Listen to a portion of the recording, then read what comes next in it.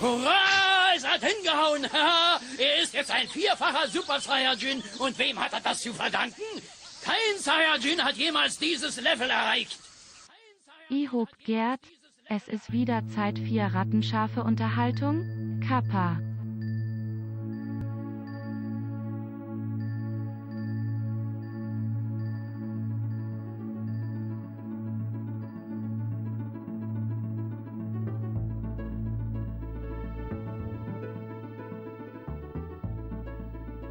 GSC Hubst.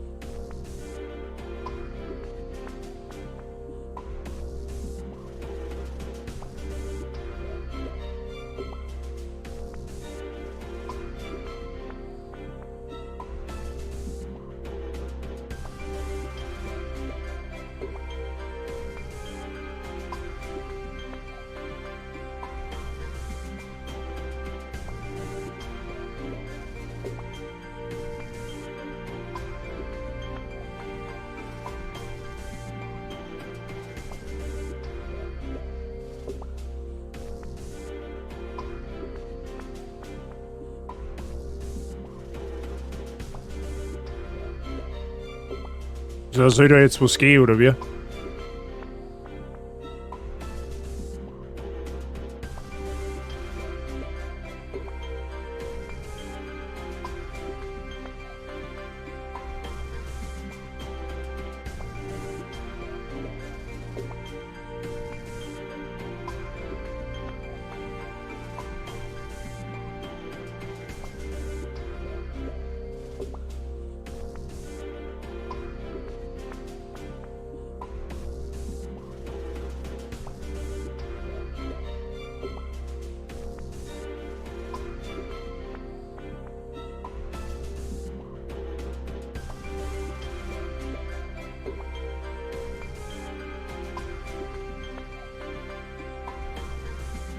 So, grüß Gott beieinander.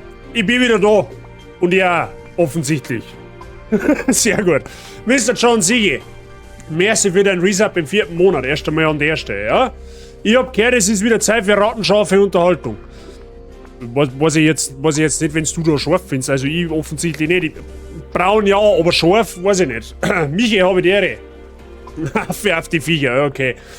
Hi Hinti, servus, grüß dich. Ratzensimulator, genau. Mr. Werb habe ich die Ehre. Sigi habe ich die Ehre. Wifi habe ich die Ehre. Hinti, grüß dich, Michi, servus. Schön, dass wieder da. Scheinbar, schön, dass ja auf eine Woche Abwesenheit nicht wirklich was verändert hat, offensichtlich. Wie geht's euch? Ist alles zauberhaft flauschig bei euch? Ich hoffe doch. Ich hoffe doch sehr. Ich weiß nicht, ob man sagt, ich glaube, ich kann fast behaupten, ich habe ein wenig eine Vorwahl genommen auf die letzte Woche. Aber sonst, schauen wir mal. Ich hoffe, dass ich mir in der 2. Staffel genauso geschubst verhalten kann, wie die erste aufgehört hat. Aber gehen wir mal davon aus. So. Es geht vor allem um Raten. Wie kommst du denn auf die Idee? Verstehe ich nicht. Alles flauschig, sehr gut. Der nächste. Oh Mann, ihr macht's mir fertig. Schau hi, der Grieche ist wieder Duell UL. Schau hi vor allen Dingen. Price, habe ich dir. Merci für deinen Resub im 7. Monat. Wie gesagt, es geht genauso weiter, wie es aufgeht, oder wie es gefällt. Verstehe die Frage nicht. Merci dir, Price. Weiterhin willkommen in der Bar zu geben. Viel Spaß mit dem, Max. Ich bin wieder da, ja. Gott sei Dank. Ja, doch, unser Urlaub ist vorbei. Ja, es habt dafür schon 3 Wochen gehabt. Immer zu deiner Beruhigung, ich muss Sonntag auch wieder anfangen. Ja, bei mir geht Sonntag in der Nacht wieder los. Ja, ich habe jetzt heute und morgen und Samstag, ja, das haben wir jetzt noch rausgenommen. Das nehme ich jetzt noch, aber dann geht's auch wieder dahin. Aber gut. Bist du nächste Woche wieder da? Ja, ab Sonntag. Sonntag in der Nacht komme ich wieder. Mr. Michi. Warte, habe ich die Ehre. Der Koloss von Rhodos ist zurück im Lande. Ja, nur dass mir kein Erdbeben nicht gefällt hat. Ich war geschichtsträchtig unterwegs. Ja, ich habe auch was gelernt in meinem Urlaub. Ja, so ist es jetzt nicht. Ich habe ein wenig was Geschichtliches mitgenommen aus Griechenland. Ja? Und da habe ich erfahren, dass der Koloss von Rhodos durch ein Erdbeben zerstört wurde.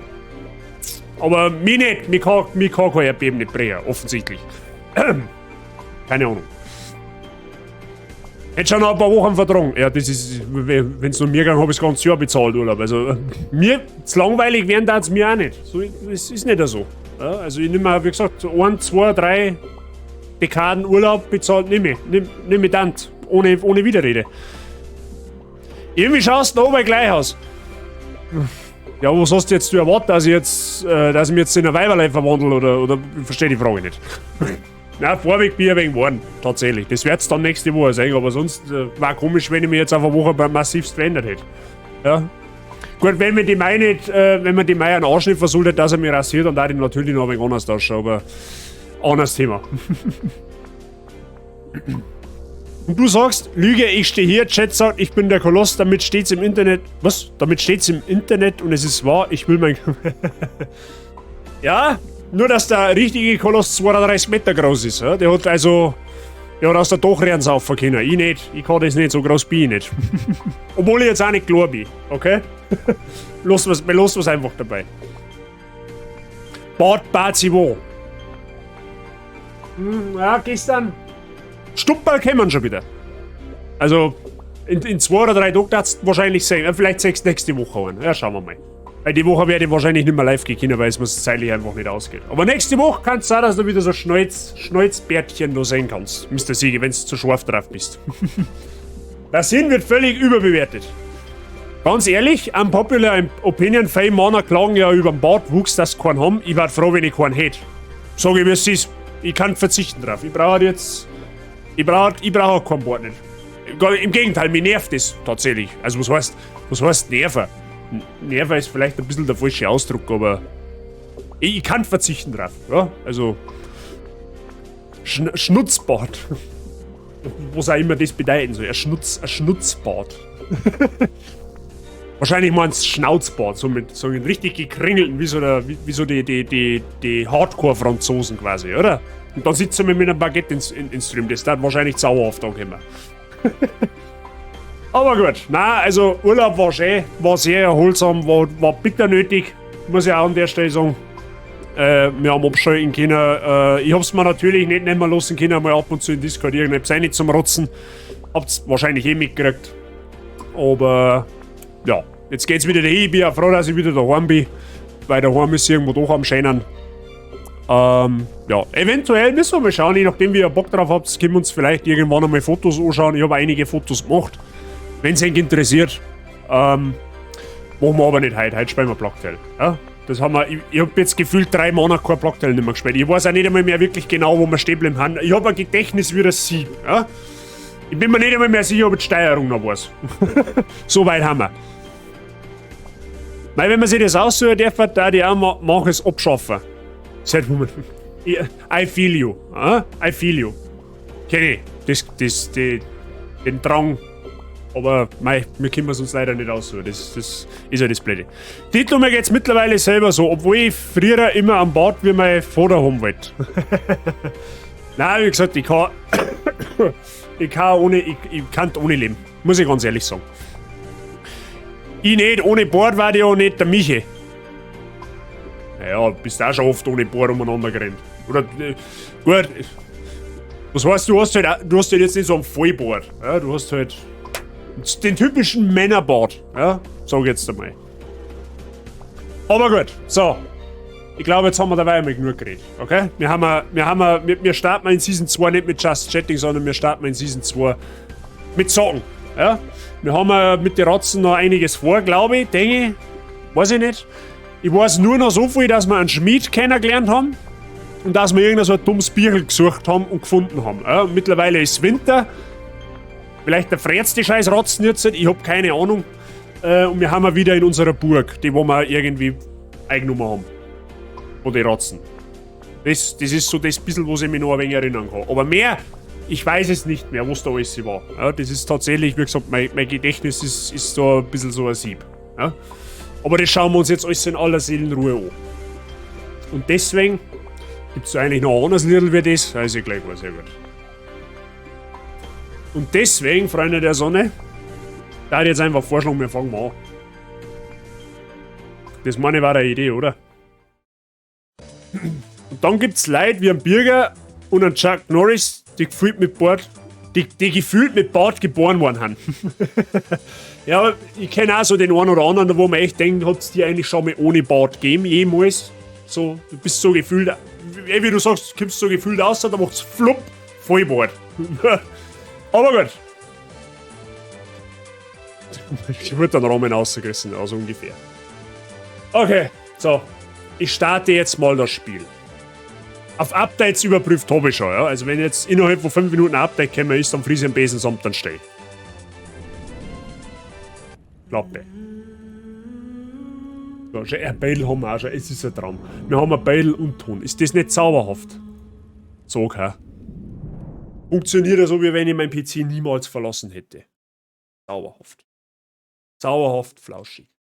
So, jetzt wenn die Steuerung auch noch geht, dann läuft es eh schon wieder besser, wie es laufen soll. Ascher hin. Nix verlernt! Warte mal, bis es ans Eingemachte geht. Und wenn wir umeinander fummeln, das kann auch jeder. Das ist wie mit dem Motorrad gerade ausfahren. Das kriegt auch noch jeder hin. Alter, also jetzt habe ich das Falsche drum angesteckt. Scheiße. Wie war das mit nix verlernt? Sasator, grüße dich. Oh, glaube ich, was? Ah, ja, du warst schon mal in meinem Stream. Willkommen. Alles fit bei dir. Schön, dass du deiner schaust. Oh Gott, du hörst dich auch wie ich. Darf ich darauf schließen, dass du dann aus Bayern kommst, oder wie darf ich das verstehen? Billinger habe ich dir. Sasato, danke für dein Follow. Nein, das ist ein Wahnsinn. Was ist denn? Die wirklich nie weggewinnen, oder was? Hab ich was versammelt? Habe ich den Season 1 Abschluss nicht mitgemacht? War ich da nicht anwesend? Bin gleich wieder da. Kein Stress. Nein, aus der Schweiz. Nehmen wir. Sasato, das nehmen wir. Da tun wir uns überhaupt nicht runter. Billinger, alles fit bei dir. So, am Leben. Was haben wir für ein Kapitel? Das meine ich ist ein Eva, wenn mich nicht alles täuscht. Wir haben noch am Leben tatsächlich. Ja? Schauen wir mal, wie es weitergeht.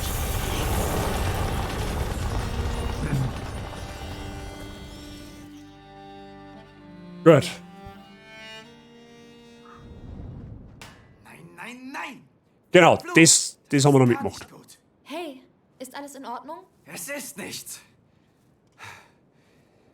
Aber diese Tür, hast du die schon mal geöffnet? Sie klemmt. In diesem Teil des Chateaus waren wir noch nicht. Willst du sehen, was dahinter ist? Nun, Hugo schläft. Am Leben bitte Roderick die Tür zu öffnen. So, ich war, wenn es mich fragt, ich war schwer dafür, dass wir trotzdem mit Schneeballen anwerfen. Ja, mal eine dezente Schneeballschlacht in der Pest. Das hat die Stimmung, glaube ich, ein bisschen heben. Ja? So voll Gas in die Legend werfen. So richtig dreckert unter Feind. Was haben wir da? Einen Boxsack, oder was? Das ist zwar keine Wache der Inquisition, aber zum Üben wird es reichen. Aha, so haben also Boxsäcke entstanden. Das haben wir schon wieder was gelernt. Wahnsinn. Ja, passt soweit alles. Auch wenn die erste Arbeitswoche seit 3 Wochen ein wenig zart ist. Ich höre mich jetzt schon blären am Sonntag. Ja? I feel you. Der Hugo hat mich genervt. Ja, am Anfang war ich auch nicht so ganz begeistert vor ihm, aber mittlerweile ist er ganz ein zärtliches Kerlchen. Muss man sagen. So, was haben wir da? Leder, sehr gut. Aha. Da ist zu, obwohl da eigentlich offen war, glaube ich. Denke ich. Es ist Schweizerdeutsch. Wie gesagt, wir nehmen alles. Österreicher, Schweizer, Schwaben, Preußen, Brandenburger, völlig wurscht. Jeder ist willkommen. Und wer was nicht versteht, der fragt nach. Und wer ihn nicht noch fragt, dann kann ich ihm halt auch nicht helfen. Bis jetzt ist noch jeder klargekommen. Gut, dann brechen wir auf die Tür da. Ja, lass uns nachsehen. Wenigstens weiß ich, wie das geht. Und das nicht unbedingt geil finden. Also. Das war wirkungsvoll. Und hat kaum wehgetan. Komm, wir gehen. Und ist nicht unbedingt geil und ist nicht unbedingt geil finden, dass ich am Samstag zum Zusammenräumen und zum Putzen in die Firma muss. Das darf ich auch nicht geil finden an deiner Stelle. Nicht so ein schöner Start ins Arbeitsleben. Warte, spürst du das auch? Nein, was? Dieser Ort wurde seit langem nicht mehr betreten. Hier liegt etwas in der Luft. Ja, Staub. Nein, es sind die Steine. Als würde man ein Gespräch unterbrechen. Ah, Ich spüre das hier zum ersten Mal. Da liegt was in der Luft. Wahrscheinlich hätte man einen Schuss abgedruckt. Oh, was haben wir da? Kann ich nicht aufnehmen. Ah, warte mal, wie ist denn das? Ah, so ist das gegangen. Wir müssen craften, Freunde. Jetzt craften wir einfach mal irgendeinen Stuff. Oh Gott, das hätte mir jetzt schon wieder so gnadenlos versagen, weil ich überhaupt nicht mehr weiß, was eigentlich was macht. Was müssen wir da überhaupt aufbrauchen?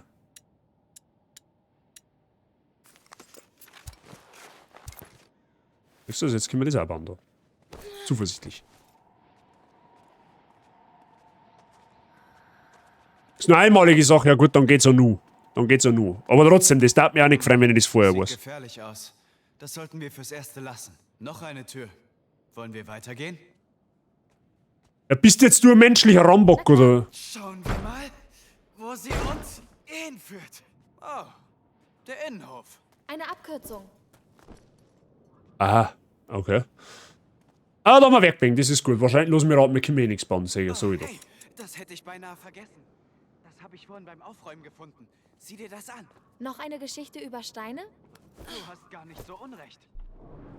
Hey, wo ist er denn jetzt? Wo ist denn der jetzt hin? Hallo? Hat's jetzt zerrissen, oder was?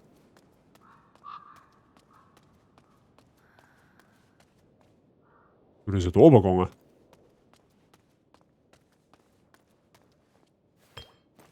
Ha! Alkohol. Ja, sehr gut. Wo ist denn der jetzt?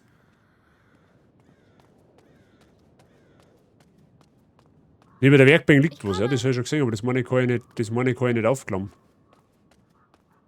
Aber gerade sag, wo ist denn der jetzt hingekommen?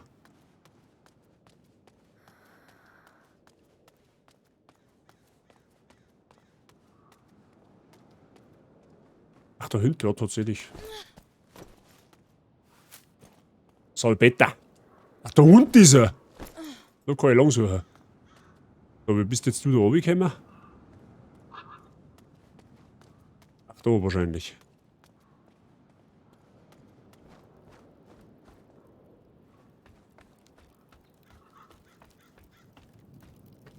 Was machst du denn? Es hat ewig gedauert, das alles in Ordnung zu bringen. Ja, stimmt. Haben wir das beim letzten Mal gemacht? Oder ist das schon wieder 2 Streams her? Das glaube ich schon 2 Streams her, oder? Da wo wir den ganzen Innenhof da gemacht haben. Ich weiß halt einfach nicht mehr. Ein Fresko. Es kommt mir seltsam bekannt vor. Das sind die gleichen Zeichen wie auf den Säulen. Das Chateau will uns doch etwas mitteilen. Und was teilt es dir mit? Ich verstehe zwar nicht alles, aber ich denke, dass wir hier bleiben können. Amicia, komm schnell! Es geht um Hugo! Oh nein, ich komme! Brauchst du mich? Ich rufe dich. Komm schon! Schnell! Ja, der andere kriegt wahrscheinlich jetzt Seuche des Todes, oder? Die ist ja damals beim letzten Stream schon recht stark aus ihrem Hervorbruch, also aus dem Knack aus, wenn mir das nicht... wenn ich mich da jetzt nicht komplett irre.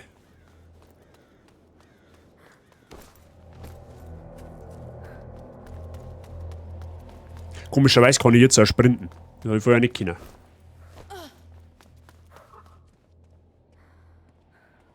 Ich sollte lieber nach Hugo sehen. Ich bin schon unterwegs. Ist auch noch was gelingen, oder? Ach, du hättest da so Leute und schon her. Ah, bringt mir aber nichts.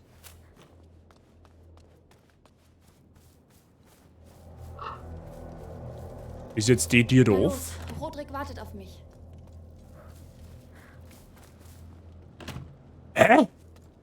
Jetzt umsonst zurückrennen. Ich flippe aus.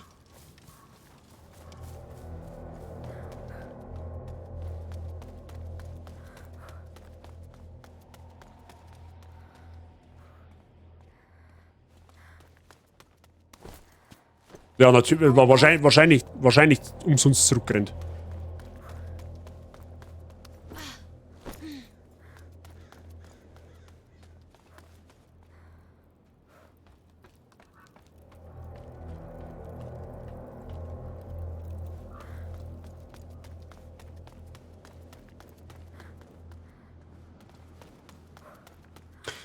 Ja gut, da war der Lord irgendwann. Okay, alles klar, ich bin einfach ein blinder Volldepp. Ich sollte lieber nach Hugo sehen. Ich bin hier, Lukas. Schnell! Hugo, bitte. Aha, da ist er. Es wird immer schlimmer. Die Makula breitet sich zu schnell aus. Ich weiß, Amicia. Ich tue mein Bestes. Ich befolge schon die Anweisungen des Buches. Aber es wird zu lange dauern. Ich brauche ein richtiges Labor. Wie das von Laurentius? Nein, nein. Ich brauche bessere Ausrüstung. Vielleicht meine Mutter in unserem Haus. Vielleicht hat sie dort die nötigen Dinge. Du hast recht, wir sollten es versuchen. Da finde ich schon wieder Zweifel auf die Idee. Amicia, Lukas!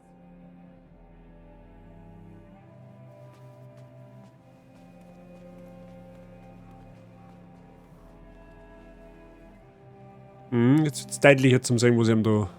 Es schaut aus, wie wenn seine ganze Haut aufreißen darf. Melly, du hast ihn gefunden. Mehr tot als lebendig. Aber ja, Amicia, wir sind gekommen, weil ja. Arthur sagt, du es ihr. Nach unserem kleinen Abenteuer mit euren ketzerverbrennenden Freunden landete ich in einer Zelle der Inquisition. Eines Tages sah ich die Wachen eine Gefangene begleiten, die sehr schlecht aussah. Diese Bastarde wollten wissen, wo ihr Sohn war. Also drohten sie ihr. Und ich hörte ihren Namen. Beatrice de Rune. Mutter lebt? Sie lebt. Und du hast Arthur befreien können. Das war nicht leicht. Hä, die lebt? Glaub mir. Du könntest... Was? Vergiss es. Ich bin ein Niemand. Aber sie ist zu wichtig für den Großinquisitor. Er befragt sie. Ständig. Sie... Foltern sie? Hugo darf davon nichts erfahren. Nicht einmal, dass sie lebt? Es könnte ihm helfen. Oh. Und was sagen wir, wenn er sie sehen möchte? Ihr sagt ihm nichts. In Ordnung? Oh nein! Hugo! Hugo! Die nächste Schwelle steht bevor. Wir müssen sofort los! Heim zu mir! Jetzt! Ihr geht. Wir bleiben bei ihm. Alles wird gut, kleiner Bruder. Versprochen. Dieses Mal heilen wir dich. Gut, ich hole das Sanguinis Itinera und ein Ah, paar... ja, genau, das... Und Ja, dann gehen wir. wie auch immer. Das war das Birkel, das Verrotzte, was wir finden haben müssen. Genau, dass wir eben da heilen können. Richtig. Ich weiß nur nicht, ob es eine so gute Idee ist, dass wir in die Heimat zurückgehen, da wo offensichtlich die Inquisition noch immer da stationiert ist. Oh, mittlerweile haben wir da auch Winter, sehr gut. Wir sind da. Amicia, ist alles in Ordnung? Ja. Es ist nur seltsam, zurück zu sein. Gehen wir. Ich hätte nicht gedacht, dass ich zurückkommen würde. Zumindest nicht so bald. Wir finden die Tränke und verschwinden. Vielleicht sind wir vor Sonnenaufgang wieder zu Hause. Das wäre mir recht. Mann, ich hab's ja schon ein paar Mal erwähnt, aber optisch kann das Spiel ganz gewaltig fehlen. Das muss man, auch das hier. Ja, Schneegebiet ist jetzt das erste, also im Endeffekt das erste Schneegebiet, was wir jetzt haben. Und da bin ich aber so ein wenig, wie sage ich denn? Ja, gerne mal hin und weg, wenn ich in Schneegebiete in Spiele rumrenne und vor allem, wenn die so optisch so gut gemacht haben wie da jetzt. Ja. Bei Ghost of Tsushima haben die das auch brutal gut hingebracht. Das haben wir, wann haben wir das gespielt? Das war irgendwann um Weihnachten vielleicht auch kurz danach. Da haben sie es auch tatsächlich sehr gut hingebracht, aber das schaut auch verdammt gut aus. Wir können dort nicht rüber. Diese Brücke war mindestens 100 Jahre alt. Alles sieht vollkommen zerstört aus. Das ist das Ende der alten Welt. Wenn das wahr ist, wie kannst du dann nur so ruhig bleiben? Ja, über die Brücke geht's nicht mehr drüber. Sieh mal, die Standarte der Inquisition. Sind sie immer noch hier? Wir müssen vorsichtig sein. Was hast du da gemeint, dass die weg kann, oder was?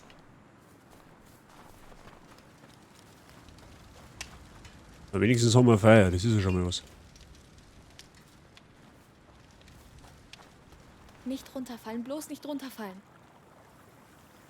Ja, und dann fällst du in den Bach rein und dann, da saufst du auch nicht gleich. Meine ich. Was zum Teufel ist das? Pass auf, Lukas! Was zum... Oha! Was ist denn los? Ich weiß nicht, aber es gefällt mir nicht. Verschwinden wir. Sie beachten uns immer noch nicht. Vielleicht eine Art Paarungsritual. Einige Tiere haben merkwürdige Rituale. Es gibt einen Unterschied zwischen merkwürdig und schauerlich, Lukas. Aber wieso denn nicht? Immerhin sind es Tiere. Also ich habe da so meine Zweifel. Lukas, darüber denken wir später nach. Los! Es muss einen Grund geben. Machen die jetzt einen auf Tornado oder was? Aber da in der Mitte ist irgendwas drin, irgendwie so ein Blut oder was das sein soll? Na, mir, das interessiert mich gar nicht. Aber danke der Nachfrage.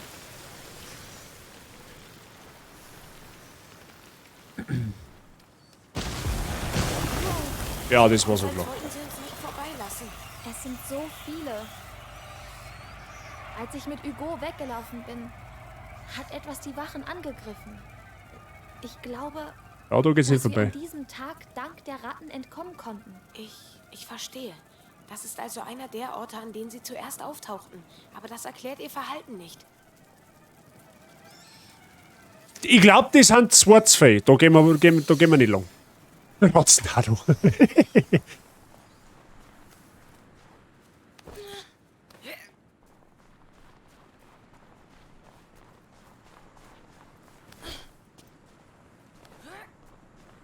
Aber umgehen ist auch eine Möglichkeit, oder? Warum immer mit dem Kopf durch die Mauer, wenn es auch einfach geht? Ah ja, okay.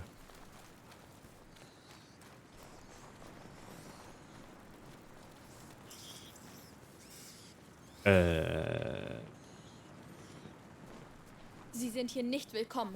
Das werden sie spüren. Ah, aha, ja, ich hab schon erlurt.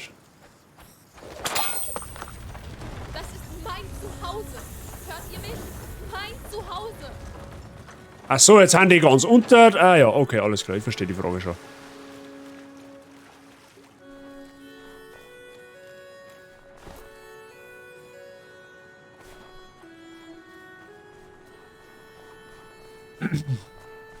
Gut, berechtigterweise müssen wir jetzt fast sagen, es war ihr Zuhause, weil Der wenn's- Landwirt liegt genau vor uns. wenn es da schon so der Fight ausschaut, möchte ich nicht wissen, wie es die Burg zugerichtet haben. Zugerichtet haben.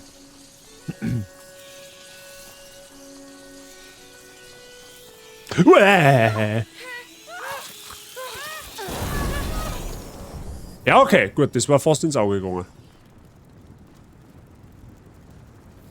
Hab ich da noch sowas? Hab ich tatsächlich noch, sehr gut. Ja, okay, jetzt passt auf.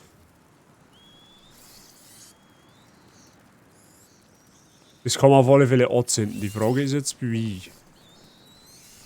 Aha, da haben wir... Da, eine Tür. Ah! Verschlossen. Auf der anderen Seite ist eine Kette. Moment, die Laterne. Mit ihr müssen sie ihre Truppen durchgeschleust haben. Gute Idee. Ich habe freie Sicht. Du kannst nach unten. Gib Bescheid, wenn du bereit bist. Ach so, okay, ja gut, alles klar. Ich verstehe schon. Wir müssen jetzt eben da die Tür aufmachen, oder? Okay.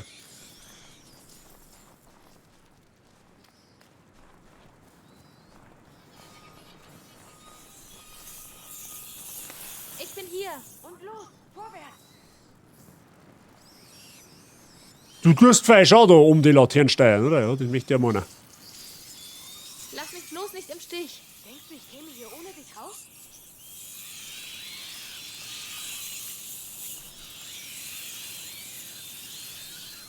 Ach so, und ich muss... Ah, ja, okay. Dieses Team funktioniert gut. Bin soweit. Vergiss mich nicht. Aha. Ja, okay.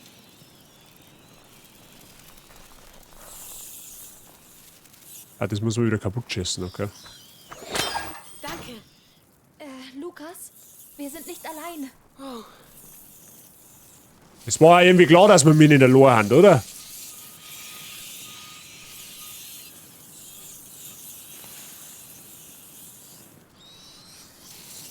Ja, dann nehmen wir mal. Er lebt noch. Hilf mir! Irgendjemand! Piraten! Hey, du da. Wie viele von euch sind hier? Es tut so weh. Ich will nicht sterben. Nicht so. Nicht so? Ihr habt meine Familie abgeschlachtet. Du verdienst es zu leiden.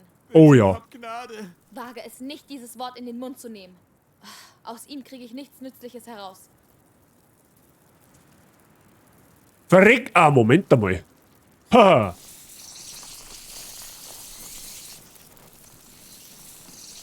Ach, der sitzt da unter... Okay, ja, jetzt hast du aber noch mehr Glück gehabt, gell?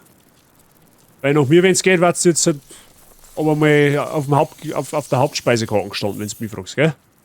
So, jetzt ist nur die Frage, wie können wir jetzt da umgehen? Wahrscheinlich, indem wir die Ratzen wieder ablenken. Jetzt passt so, wie ist denn das jetzt nun gegangen? Ah ja.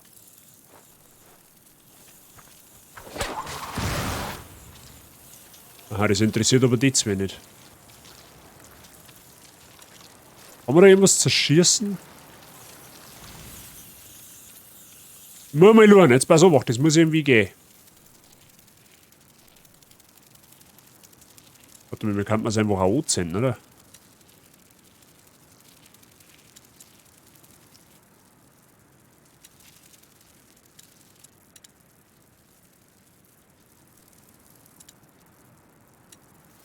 Warte mal. Haben wir das Ding? Ah.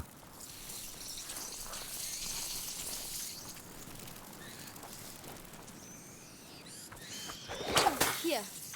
Der gehört euch. Ja, jetzt hast du davon, du Arschloch. Er verdient. Amicia.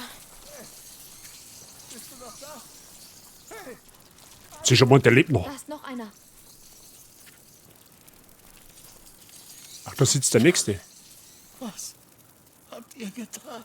Gerechtigkeit für meine Familie. Dafür, dass du bezahlst. Dank euch habe ich bereits bezahlt. Aber ich werde nicht noch jemanden verlieren. Hörst du? So, jetzt passt so wacht. Ja, okay, das ist... Okay. Das ist eindeutig, was da gemacht gehört. Jetzt passt so wacht. Oh, warte mal, da bummst du mir aber selber. Das muss ich von der anderen Seite machen wahrscheinlich, oder? Ah ja, okay. Ja, jetzt bin ich wahrscheinlich selber hier. Okay. Okay. Ach, das ist jetzt ein Jackson. Das habe ich sowieso nicht gelesen. Muss jetzt von da wieder anfangen, oder was?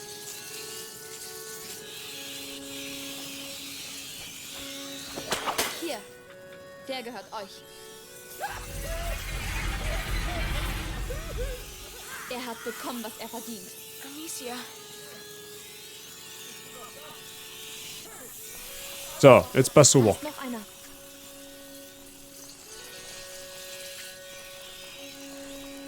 Dreckskerle. Was? So, da müssen wir auf alle Fälle diese mal... Gerechtigkeit für meine Familie. Dafür, Mal anzünden. Dank euch habe ich bereits bezahlt. Aber ich werde nicht So. noch jemanden verlieren. Hörst du? Jetzt ist die Frage, jetzt pass so, macht, wie kriege ich jetzt die Lampen da... Kann ich die überhaupt ausschießen? Die kann ich wahrscheinlich nicht mehr ausschießen, oder? Nein, verdammt sollst du sein! Aber man kann es löschen. Warte mal, das ist auch eingegangen, oder? Löscht Feuer, da siehst du das. Was so macht. Geht das von da? Natürlich nicht.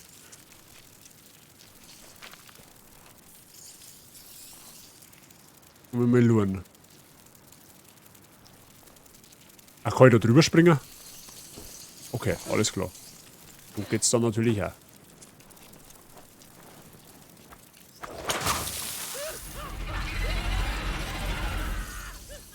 Er war doch keine Gefahr. So ist es sicherer. Scheiße, da war Luke, wenn.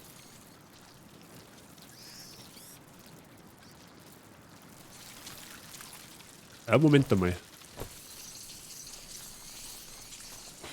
Wir können ja auch theoretisch jetzt da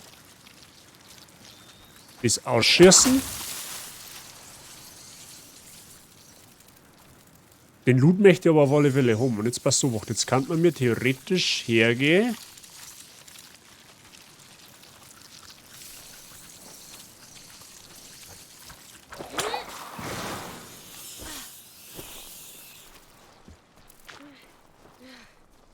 Gut, das muss gelingen. Passt. Okay. So, dann habe ich dir. Viel Spaß. Lass dir mal einen Lurk da. Coffee Time. So, dann danke dir für deinen Lurk. Und lass dir einen Kaffee schmecken. Okay, da schaut es jetzt einmal dabei einmal relativ sicher aus. Da ist eine Kiste. Das nehmen wir. Mehr Kisten der Hand, mehr gut, weil mehr Loot auch mehr gut ist. Loot. Mehr Loot. Nicht mehr Loot. So. Gut, da geht wieder nichts. Ach so, weil unser so Notlo geht, okay.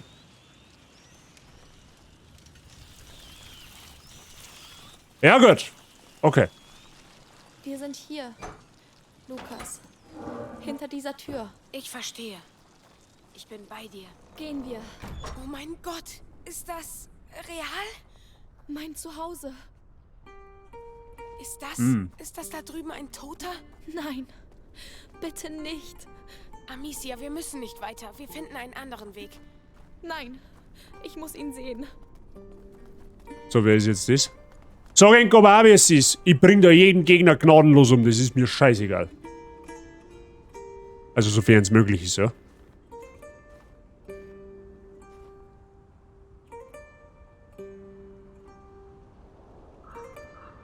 Ist er dein Vater? Das, was ihr hier vor euch seht, ist der dreifache Super Saiyajin. Den hat noch keiner geschafft, deshalb hat es auch etwas gedauert. Gamert 98 lag. Marschall! Cutscene-Sprenger. So, jetzt habe ich nicht mitgekriegt, was jetzt passiert ist. Ich pausiere jetzt einfach einmal. So, Marschall, danke dir für deinen Resub im 3. Monat GZ zum dreifachen Super Saiyajin. Danke dir, viel Spaß mit den Emotes weiterhin und natürlich weiterhin willkommen in der Basis gehen. Ich hoffe, bei dir ist soweit alles gut. So, was ist jetzt passiert? Schieße Ignifer auf einen Rattenschwarm, um ihn zu vernichten. Was Ignifer? Wie, was? Aha, das da. Ich verstehe schon. Ballern.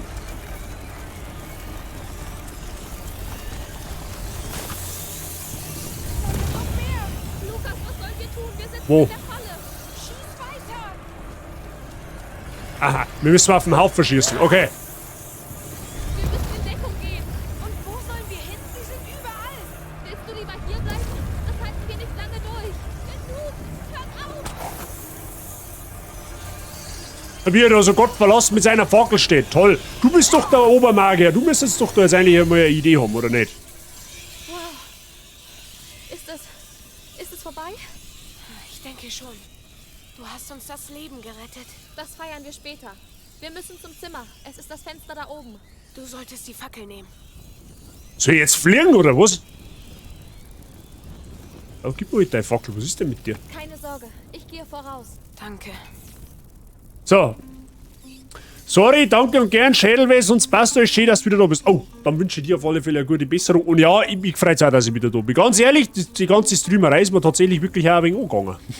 Obwohl es eigentlich nur eine fucking Woche war. Ja. Es war jetzt nicht so dramatisch. Saphira Senpai. Moment einmal, da hat es doch so ähnliche. So, erst einmal danke für dein Following. Habe ich dir, grüß dich. Alles fit bei dir. Saphira Senpai. Ach, das andere war Amy. Sensei Amy. So was, genau, richtig. Sensei und Senpai. Jetzt haben wir, jetzt weiß ich wieder, was das ich da. Saphira, alles gut bei dir? Ach, den kann man da einhängen. Ja toll, das hilft, das tut aber der Straße jetzt auch nicht wirklich weh. Hey, haben die nicht irgendwie auf... Achso, die haben aus dem Brunnen rausgekommen, höchstwahrscheinlich, oder? Wir müssen mal auf das Fenster laufen. Wahrscheinlich müssen wir in den Brunnen rein, oder? So der ganz andere Untergrundweg. Alles bestens, das hört man gern. Das hört man gerne. So.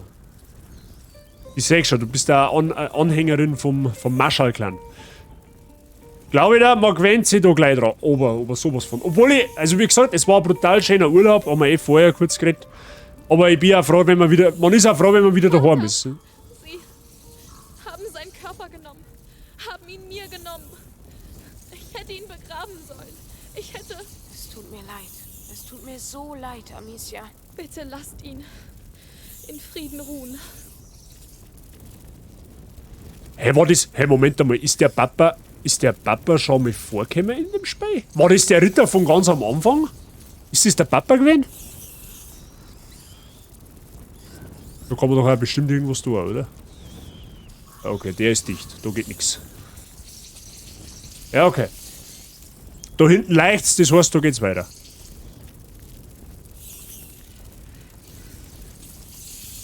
Ach, das war der Papa von der. Okay, alles klar. Ich meine, das war irgendwie so der Ausbilder von der Rittergarde. Keine Ahnung. Amicia, diese Leiche ohne Rüstung. Er war einer unserer Bediensteten, aber sein Körper... Ja, die Wachen wurden bei lebendigem Leib verschlungen, doch er... Warum? Dafür muss es einen Grund geben. Wenn ich nur wüsste, das große Erwachen, seine Nachbeben schwingen weiterhin durch die Zeit. Was schwingt weiterhin durch seine Zeit? Was laberst du? Aber stimmt jetzt, wo er sagt, der ist nicht der Fressen. Vielleicht verteilen die Rotzen aber einfach auch nur schonungslos Kammerschellen. Ja? Wenn du der Guter warst, wirst du nicht ganz gefressen, sondern da, weiß ich nicht, da beißen sie da jetzt Pipperl ab oder Hauptschlagader, je nachdem. Und wenn du der Besser warst, dann nehmen sie dich halt in den Ohren. So, auf die, oh Gott, das hat sich versaut, da vergisst was ich gerade gesagt habe. So habe ich es jetzt nicht gemeint, okay?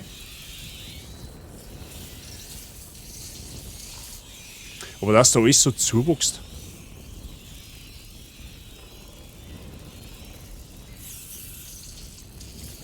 Sie auch? Ja, sie gehen ihn aus dem Weg. Was zur Hölle geht hier vor? Ah, das ist suspicious, wenn sie mich fragt. Gut, aber verkaufen brauchst du die Burg nicht mehr, das nimmt da kein Schwein.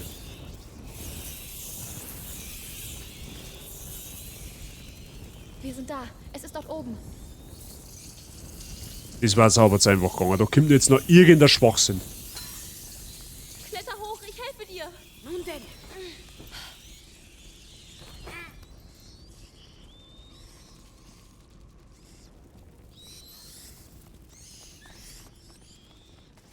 Wow, pass auf. Sie kommen alle hier zusammen. Jagermeister! Der hat schon oben geholfen. Wenn's pressiert. Nehmen wir. Na gut, kann ich halt leider nicht nehmen, aber. Oder? Nö. Ja, die haben Wandertag offensichtlich. Sehr schön. Jetzt breite ich. Ah. Ich kann da jetzt nicht schießen. Ist das dein Ernst, oder was? Warum kann ich jetzt mein Ding nicht hernehmen? What? Sie gehen zu seinem Zimmer.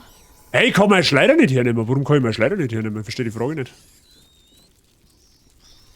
Na gut, okay, das wird schon seinen Grund haben. Tränke für Hugo müssen da drin sein. Das ist das Zimmer von der Mom, das weiß ich noch. Lukas, diese Gefäße? Das sind nur Infuse. Die sind nicht stark genug. Es muss noch andere geben.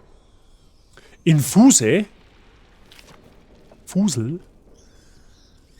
Es muss noch andere geben. Ja, da draußen steht ein ganzer da steht ein ganzer Keller, ein Weinkeller voll da. Was ist mit denen da? Du kannst die abbeeren, wenn's war. Gut, in deinen Eltern meine gelangt da so kleine Flaschen. Du brauchst keine große nicht. Bist wieder im Elternhaus? In meiner Wohnung. Achso.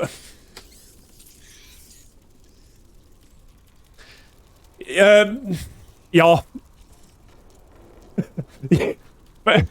Ich habe jetzt... Also, ja. Vergiss einfach. Also, Ja, im Spey. Wir haben wieder im Elternhaus. das ist es? Ja, das ist Hugos Zimmer. Gehen wir. Aha, da ist nichts passiert, okay. Da sind noch mehr Gefäße. Alles, als wäre nichts geschehen. Nein, das ist es nicht. Das auch nicht.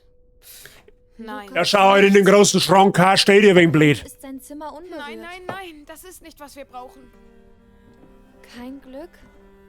Nein, das sind nur gewöhnliche Tränke. Deine Mutter muss doch an einem komplexeren Elixier gearbeitet haben. Es muss einen anderen Ort geben.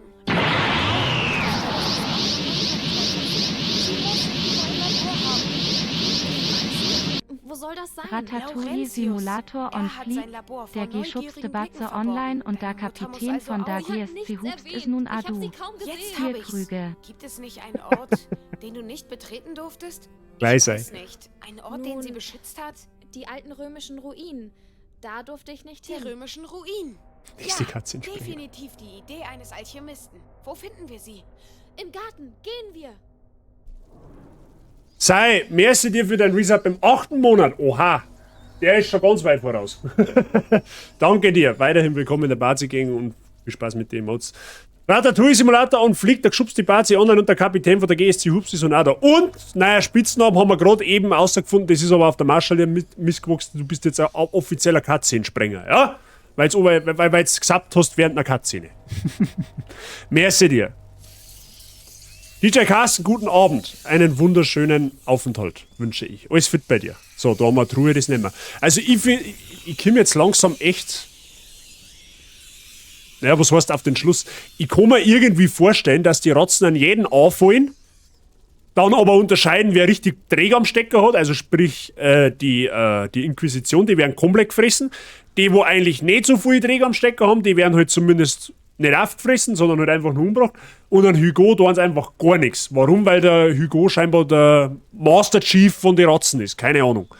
Aber da hat es irgendetwas, wenn du mich fragst. Da ist irgendein Fehler in der Matrix. Da die jetzt pauschal behaupten. Ja, da geht's nicht weiter. Glaube ich. Solange mich keiner... Was? Orgelkas. Warum sollte man die auch so nennen? Du hast uns jetzt bisher noch keinen Anlass nicht Sie gegeben. formieren sich neu. Du meinst... Hier können wir nicht bleiben. Er muss jetzt da wieder ballern, oder was? Ja, ist eh klar. Ich meine einen Rotznado. Oder Rotznado, meine ich. So hast du es genannt, oder wer? Das war da doch. Aber warum eskaliert das schon wieder so? Ja, ich komme. Ja, wie nach rechts? Ah, da ist eine Warum brennt denn die Fackel jetzt auf vor mir? Da sind noch mehr. Ich erleuchte das Zimmer. Du kümmerst dich um die Ratten. Ja, ja, mach du mal. Der Weg ist frei, Amicia. Wir müssen weg. Ah, jetzt kann ich wieder sprinten. Meine Fresse. Oh, das ist eine Truhe. Kann man die looten? Alter, die fetten Truhen kann man nicht looten. Was ist das für ein Schund? Jetzt pass auf, jetzt muss ich erst einmal craften, weil ich schon die Hälfte der Materialien nicht mehr aufnehmen kann.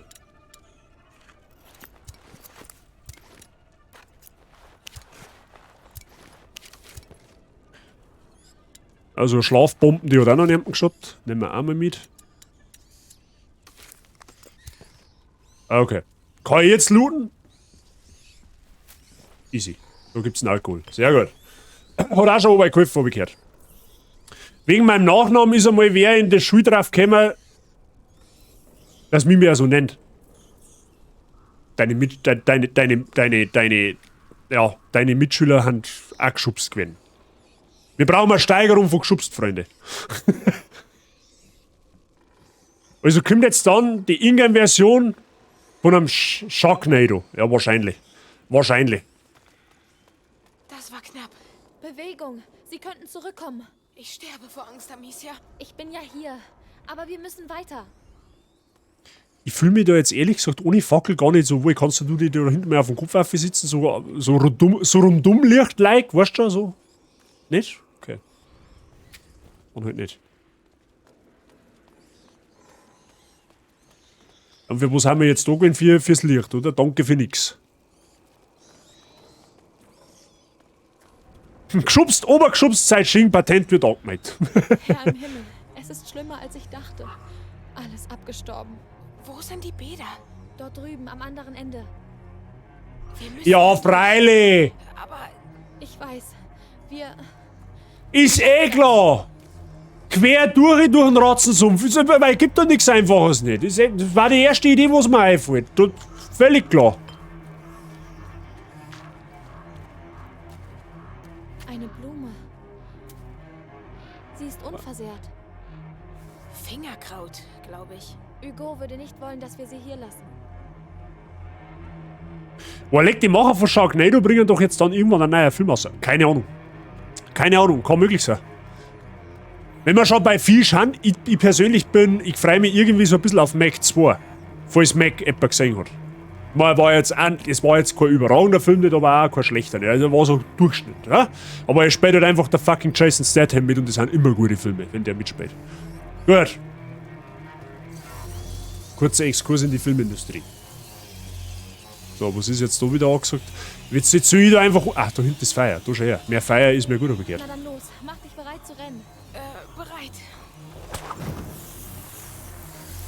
Aha. Komm schon, los!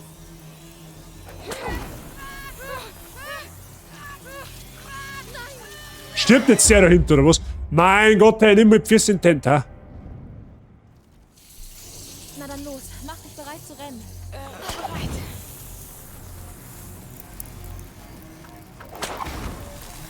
Komm schon, los!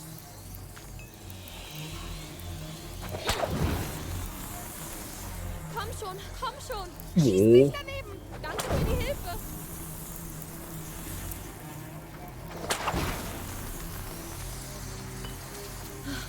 Keine Ursache. Ich glaube es nicht. Sieh sie dir an. Wie ein Fluss. Ein Fluss aus Ratten. Das ist der einzige Weg zu den Bädern. Moment, der Karren. Wir können das Feuer erneut entzünden, ihn schieben und... Nein, ich entzünde es und du schiebst. Was? Ganz allein? Du hast gesehen, was vorhin passiert ist. Denkst du, sie lassen uns diesmal einfach durch? Schon gut, schon gut. Aber halt deine Munition bereit. Der ganze Aufwand darf nicht für die Katz sein. Komm, Für die Katz. Ein guter Witz. Ich muss sagen, ich bin kein großer Fan von High-Horror-Filmen, aber... Also, weil ich aus irgendwelchen Gründen richtig Schiss vor die Kackviecher hab. Mac ist kein Horrorfilm, das ist eigentlich mehr ein Actionfilm. Anstrengend. Ich hab mein ganzes Leben... Apropos Saijing, die Dame, die mich so genannt hatte, hat mir auf einmal wieder geschrieben, sie braucht wen zum Rennen, weil sie ist schwanger. Der Vater will das Kind nicht und ist allein. Oh. Unschönes Thema. Ja, blöd. Der Boden weht. Aber Hauptsache bumsen oder das Kinder... Ja, ist wurscht. Ja, sie kommen. Halte sie auf Abstand. Na bitte, wenn du meine Schleuder willst. Nein, danke. Schon verstanden. Orientiert sich neu. Ich mach das. Nix da, unten bleibst. Noch eine. Aha, ja, die Landschaftsgärtner OP. Dann haben wir zwar denselben Geschmack, was Filme angeht. Möglich? Also hast du Mac auch gesehen, oder wie? Ich will hier nicht sterben. Während ich einen Karren schiebe. Du wirst nicht sterben, Lukas. Niemand stirbt, bevor wir diese Bäder erreicht haben. Als wäre es Schicksal. Seit wir uns kennen, wird unser Leben vom Chaos bestimmt. Aber ich habe die Schleuder, also beruhige dich und schieß weiter. Genau das mache ich doch. Wo ist der Flammenwerfer, wenn man ihn mal braucht? Oha.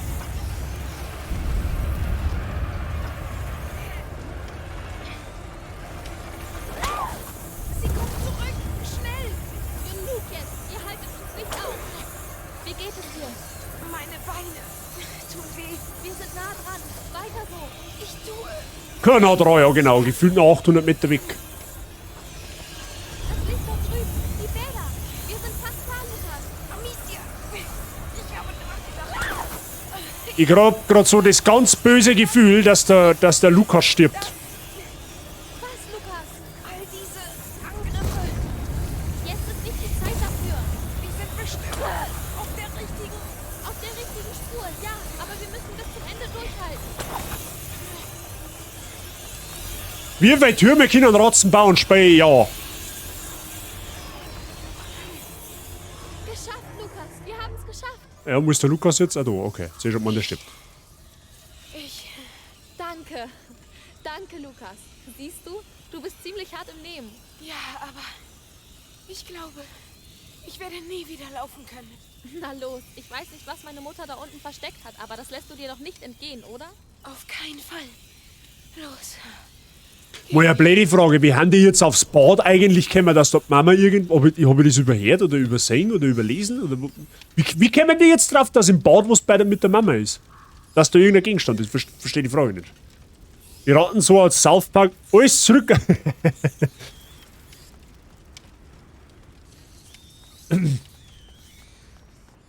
Lukas, hier. Oh. Hier habe ich meine Mutter sterben sehen. Aber Arthur meinte, dass sie noch... Hans, geht's zur Flamme! Ja. Das ist der arme Lambert. Er muss den Hieb abgefangen haben. Sie lebt noch, aber sie... Ich weiß. Aber denk an deinen Bruder. Wir müssen weiter. Ach so, das hat man im Spiel quasi gar nicht gesehen, dass sie dir davor geworfen hat, okay. Weil die, so wie das ausgeschaut hat, von der Szene her, war dort Mutter definitiv tot nach dem Schwertschlag. 100%. Weil aus Gusseisen ist die bekanntermaßen nicht und ja. So.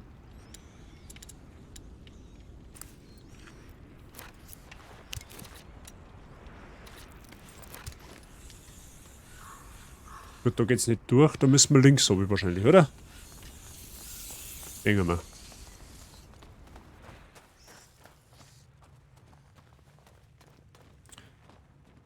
Diese Stufen, es fühlt sich an wie früher. Das ist gut, denn wir sind auf deine Erinnerung von damals angewiesen. Die Herrin der Gusseisernen, ja, Lee. Meine Mutter wollte nie, dass ich hierher komme. Sie meinte, es wäre gefährlich. Gefährlich für sie, keine Frage. Du hast nie etwas gefunden? Nein, obwohl ich ziemlich neugierig war. Aber diesmal sind wir zu zweit und du bist kein Kind mehr. Wir finden es. Fürs Protokoll. Er hat's hinter sich. Da hilft auch kein Alkohol nicht mehr.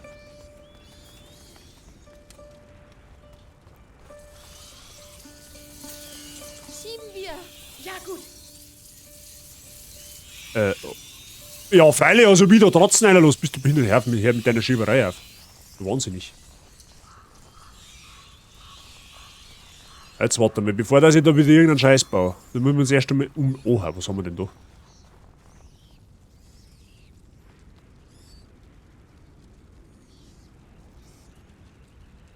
Ist das eine Prophezeiung? Lukas, sieh mal. Sieht aus wie der Biss. Ein römisches Fresko. Sieht aus wie die Justinianische Pest. Laurentius hat mir davon erzählt. Ein wahrhaftiges Massaker. Schlimmer als jetzt? Schwer zu sagen. Das war im 6. Jahrhundert. Lukas, diese Bäder wurden im 6. Jahrhundert von einem römischen Gouverneur erbaut. Dieses Fresko ist nicht zufällig hier. Und wir auch nicht. Aha, da gibt es also einen Zusammenhang zwischen dem jetzt. Okay. Vielleicht hat er noch einen Puls? Nein. Jeder andere, aber der definitiv nicht. Das Einzige, was bei dem nur pulsiert, das sind die Maden, die wo da hinten dran hängen. Ja? Die pulsieren dafür umso mehr. So, was ist jetzt da eigentlich Phase? Was ist?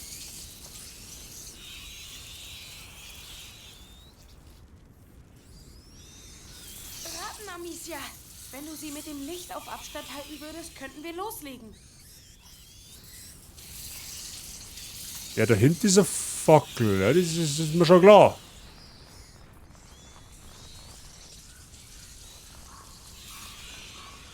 Ah, da ist auch noch ein Feuerstein, du pass auf. Gut, aber da kann ich nichts nehmen. Das ist der Fressschrittmacher, ja, genau so ungefähr. Das Rätsel ist jetzt wahrscheinlich auch wieder schonungslos, einfach nur ich bin wieder sauber zu Palett, dass ich drauf komme. Oh, leck, chill.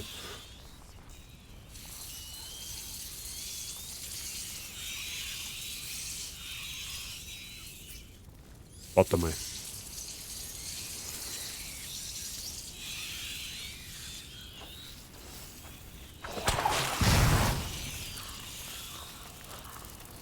Ja, toll, was hilft mir das jetzt? Achso, der ist... Okay!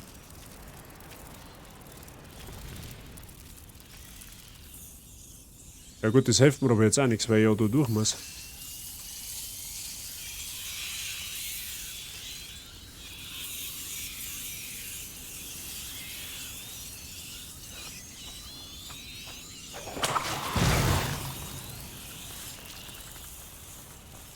Hilf mir beim Schieben.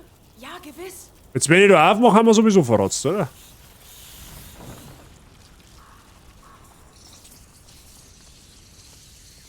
Weil die können ja jetzt... Ach so, ja, ja, jetzt verstehst du schon. Oder auch nicht.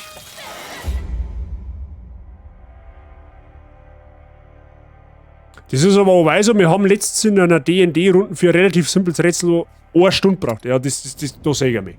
Da sehe ich mich komplett. Meine Mutter wollte nie, dass ich hierher komme. Sie meinte, es wäre gefährlich. Gefährlich für sie, keine Frage. Du hast nie etwas gefunden? Nein, obwohl ich ziemlich neugierig war. Aber diesmal sind wir... Müssen wir uns das auch noch mal anschauen, da, oder? Okay. Wie der Biss. Ein römisches Fresko. Sieht aus wie die Justinianische Pest. Laurentius hat mir davon erzählt. Ein wahrhaftiges Massaker. Schlimmer als jetzt? Schwer zu sagen. Das war im 6. Jahrhundert. Lukas, diese Bäder wurden im 6. Jahrhundert von einem römischen Gouverneur erbaut. Dieses Fresko ist nicht zufällig hier. Und wir auch nicht. Jetzt pass auf, jetzt, da überseckt da irgendetwas. Da hinten ein Ratzen drin. Logischerweise. So, und also das verstehe ich auch noch, dass ich da durch muss, dass ich die da hinten locken muss, dass ich da hinten komme. Das ist mir klar.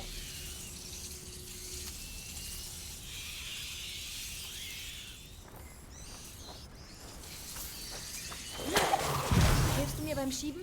Nun denn. Raten, Amicia. Wenn du sie mit dem Licht auf Abstand halten würdest, könnten wir loslegen. Ja, aber ich kann ja da nichts nehmen.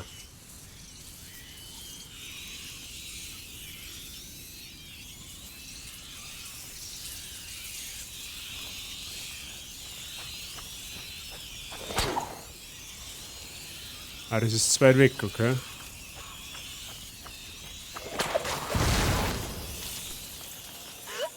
Ja, okay, das funktioniert also auch nicht. Ja, okay, keine Ahnung, ob das so vorgesehen war, aber okay. Wir haben da durch. Her und haben geschwitzt. Dank des Dampfes, ja. Es war... Oh, sieh mal, diese Skulpturen. Was? Alchemistische Tiere. Fäulnis, Reinigung, Vereinigung und Sublimierung. Das Symbol im Becken steht ebenfalls für Fäulnis. Diese Symbole haben mich immer fasziniert. In den anderen beiden Becken sind noch mehr. 3 Symbole, 4 Skulpturen. Unter dieser hier brennt ein Feuer. Also können wir die anderen auch entfachen. Wir müssen doch irgendwie an sie rankommen.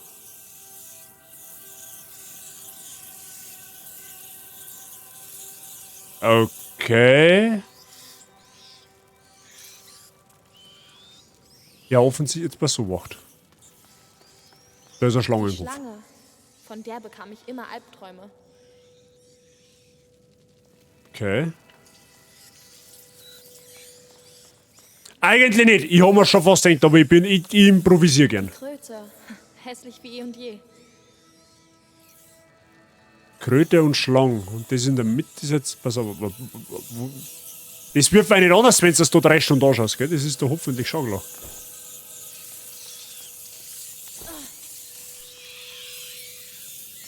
Lukas, noch ein Fresko. Eine schwangere Frau. Aber das ist nicht alles. Sieh mal, neben mir.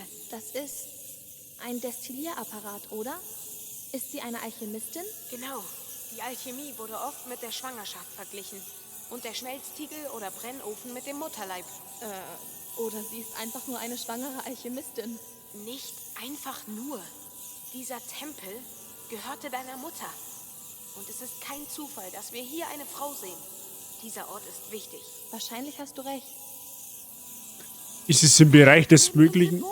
Die Platten haben nachgegeben. Ich denke, du kommst da durch. Ich gehe runter. Du bleibst hier. In Ordnung.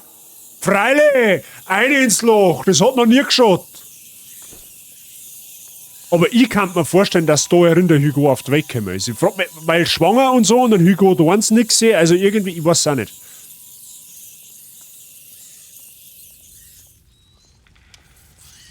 Oh Gott. Na toll. Hey, wie sieht's da unten aus? Ein Nest. Sie wuseln um mich herum. Und ich kann nichts sehen. Also, dass du nichts sagst, ist gelungen. Weil da brennt der Feuer. Fuck, es gibt schon wieder ein neues Payday DLC. Wie viele DLCs möchte ich noch machen? Kann ich da nichts sagen dazu? Ich hab Payday nie gespielt. Los, gehen wir. Ich versuche dich zu führen. Und wie willst du das anstellen? Mit dem Licht. Ich warte in der Nähe der Becken. Viel Glück. Ah ja, mit dem Licht möchtest du führen. Okay, alles klar. Achso, da gibt es wahrscheinlich eh nur zwei Wege. Jetzt einmal links und einmal rechts. Ja gut, das wird schon irgendwie werden. Gehen wir erst einmal nach rechts. Öfter mal nicht.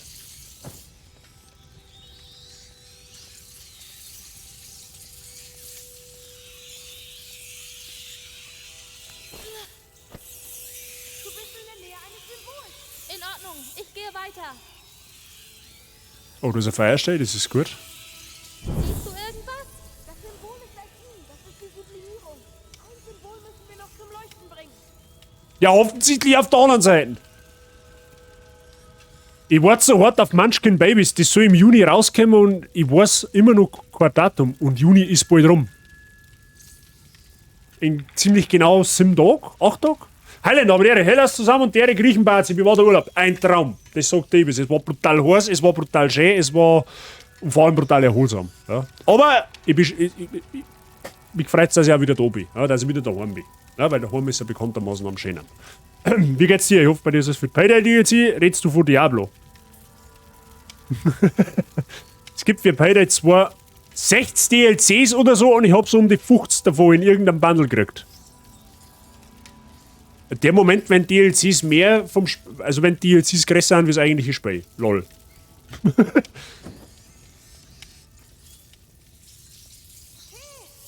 nicht mehr. Komm zurück. Ja, mach halt Daumen auf! Ja, jetzt bin ich offensichtlich falsch gegangen. Das kannst du halt aber auch vergessen, dass ich da jetzt weitergehe, weil du wird maßlos aufgefressen. 100%.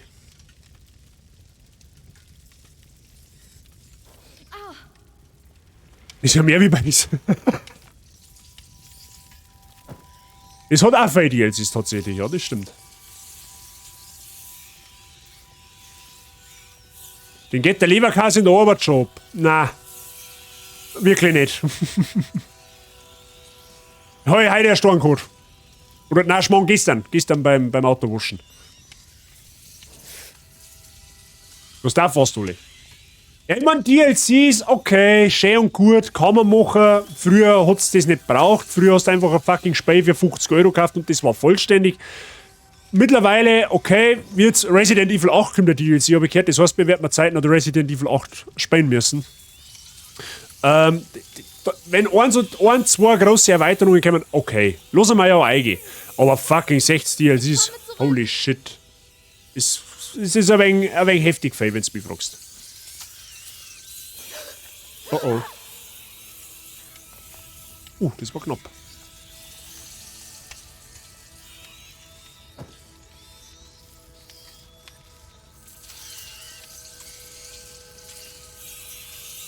Ach so, okay, ja gut, wenn es kein Vollpreis... Ja, Kruzifix, jetzt geh ich schon wieder falsch. Nein, geh ich nicht. Toll. Du näherst dich dem anderen Symbol. Geh weiter. So schnell ich kann. Boah, na, geh weiter, am letzten Meter. Okay. Glaube ich freue mich jetzt auch schon auf Greta, soweit geht's mir gut, bin nur da hingeschmolzen auf der Arbeit. Ja, halt was verdammt schwierig. Es hat eigentlich bei uns zwischenzeitlich ausgeschaut, weil wenn es jetzt dann massiv Renger angefangen, aber es war halt dann doch nichts. Also es ist ziemlich warm. Kannst dir aber auf Greta schon mal darauf einstellen, dass es massivst warm wird. Also wir haben teilweise Tage gehabt mit 35 Grad, das war schon... War schon dezent. So schnell So. Das ist die Reinigung. Alle Becken sind erleuchtet. Du kannst zurückkommen. Achso, jetzt sind wir wieder zurückgekommen, okay. Du bist fast da. Danke, Lukas. Rede weiter mit mir. Ich weiß nicht, was ich sagen soll. Ich hätte nie gedacht, dass wir so weit kommen. Dass ich hier landen würde. Laurentius hat mir die Welt mit Büchern vermittelt. Aber die Realität ist noch mal was anderes, oder? Das ist das Schlimmste. So, wie ist jetzt da ausgegangen? Real zu sein. Ja, toll, wie ist jetzt da ausgegangen?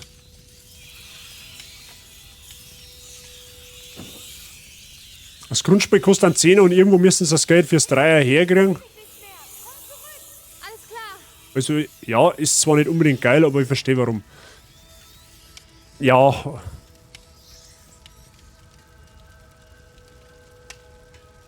Quasi, das war nichts dagegen, wie bei den Pyramiden war. Ja, man fliegt da nicht an August auf Ägypten, wie gestrahlt muss man da sein. Das ist schon gerade, dass der 50 Grad hat.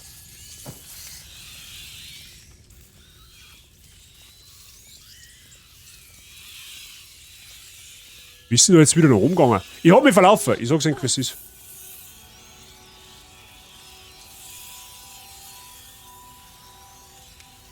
Ah, warte mal, da meine schaut's. Ah, da schaut's mir gut an. Ja, okay, passt. Fäulnis, Reinigung und Sublimierung. Kröte, Schwane und Schlange. Also, Versteckt unser Freund der Löwe etwas? Aha. Vielleicht in seinem Maul. Hilf uns, Mutter. trau dich. Du hast ihr Geheimnis gelüftet, Amicia. Du hast es dir verdient. Die waren aber auch noch über 40 gehabt. Ja, 40 Grad aufwärts hat es in Griechenland so ab Juli. Also wir haben ja Tage dabei gehabt. Die meisten, also von den 7 Tagen waren, sage ich mal, 3 wirklich richtig heiß. Da war es einfach Drucker, da ist kein Wind gegangen und gar nichts. Da hat es so 33 Grad gehabt. Da war es dann teilweise auch im Schatten dran, so dass du denkst, boah, jetzt wird's halt, es ist schon gut warm gewesen. Aber sonst ist so, weil so während der Woche weil so ein leichter Wind gegangen, ein angenehmer Wind, also es hat jetzt nicht gestürmt, außer am letzten Tag, da ist ja ziemlich gar kein Wind gegangen, also war dann schon mehr wie auf die Kanaren.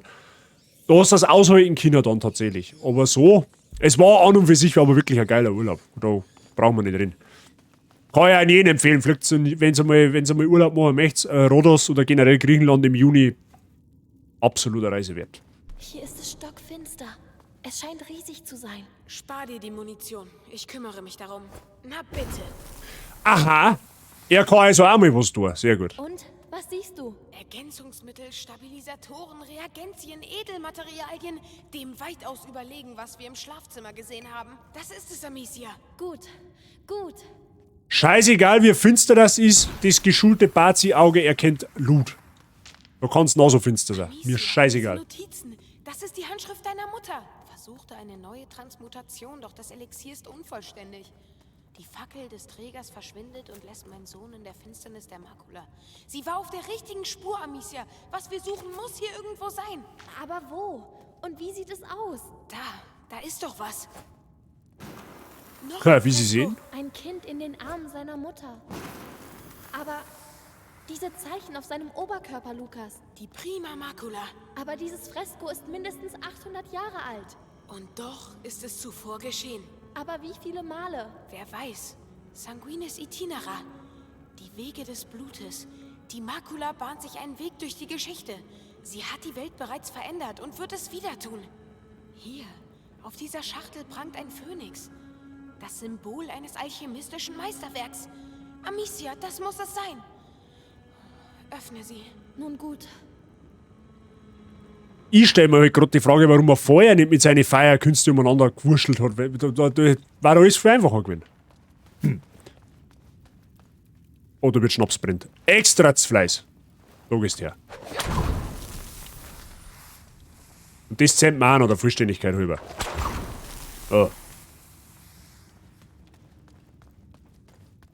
Nur dazu kostet die DLC zwischen 4 und 10 Euro, je nachdem wie groß das ist. Also ist halt jetzt auch nicht so, wie du magst, die 3 Waffen haben, das kostet dann bitte 20 Euro. Ja, okay, aber wenn du mal die Summe rechnest, dann... Kann sich Mutter wirklich mit all dem aus? Sie war eine Meisterin der Alchemie. Wenn es eine Ist das Rettung ein zur Übung Stammbaum? gibt, dann ja. Anscheinend von meiner Familie. Er war verschwunden. Es zeigt wohl, wie die Makula an Hugo vererbt wurde. Und Mutter. Es war alles hier. Und ich ahnte nichts davon. Ich war zu beschäftigt mit Spielen und Herumalbern. Naja, gut, wir möchten dieser ahnen. Aber okay, ich tu nächstes Jahr auf Thailand. Ja, war da auch mal interessant. Aber da, ja. Da geht sich der Zeitraum nicht so ganz aus. Weil du musst ja doch 14 Tage fliegen. Lukas, sieh mal. Fortgeschrittene Kristallisierung, blaugrüner Rand, klare Substanz. Das ist ja Uso. Was? Lukas! Oh, der ist hübsch. Unglaublich. Na, red schon! Was soll das sein? Das Elixier für Hugo. Sie machte Fortschritte, hatte aber keine Zeit, es fertigzustellen. Du meinst dasselbe Elixier, das du... Ja! Einfach unglaublich, wie weit sie ohne das Buch gekommen ist. Also können wir es vielleicht nutzen, Lukas. Oh, da kommt der Duden, jetzt pass auf. Vorarbeit. Ich denke, ich sollte es fertigstellen können. Du bist ja schon mittendrin, Magister. Warum hat sie nichts gesagt? Ich hätte es verstanden. Ich hätte... Au! Oder ist jetzt eingeworfen durch? Ich hätte dasselbe getan, Amicia. Sie war eine Alchemistin. Und weißt du, eine Mutter beschützt ihre Kinder, oder?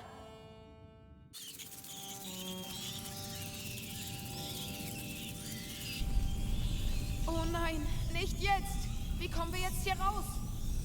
Denk nicht dran. Vollende das Elixier. Ich halte sie zurück. Was war das? Das glaube ich nicht. Warum jetzt? Lukas, wir müssen uns beeilen. Ich lese. Deine Mutter stand am Sonnentor. Sie fand die Fackel, wusste jedoch nicht, wie man sie entzündet. Das ergibt keinen Sinn. Das sind Symbole. Sie suchte nach dem fehlenden Element, doch das Buch sagt, du musst das Gefäß leeren, damit der Spiritus es füllen kann. Deine Mutter lag falsch. Wir müssen nichts dazugeben, sondern das Elixier filtern. Such etwas Einweichmittel, während ich die Mischung zubereite. Sie muss hier welches haben. Einweichmittel? Was ist das? Wo finde ich das? In der Pharmakopöe, der Alkoven mit dem Vorhang. Schon unterwegs. Hey, was mehr? Achso, da hinten, Immer okay. mit der Ruhe. Laurentius pflegte zu sagen, beruhige deinen Herzschlag, denn deine Hände folgen deinem Herzen. Also immer mit der Ruhe. So, was kann man jetzt so machen? Sehen wir mal.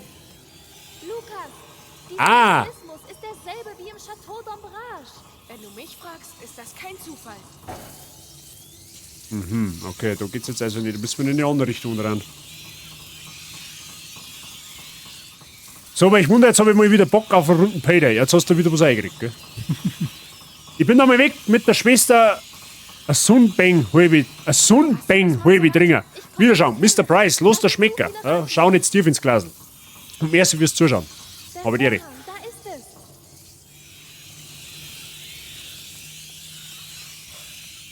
So. Das sind zu viele. Das sind zu viele Gefäße, Lukas. Ich weiß nicht, welches das Richtige ist. Nimm das, das am meisten stinkt. Alle stinken.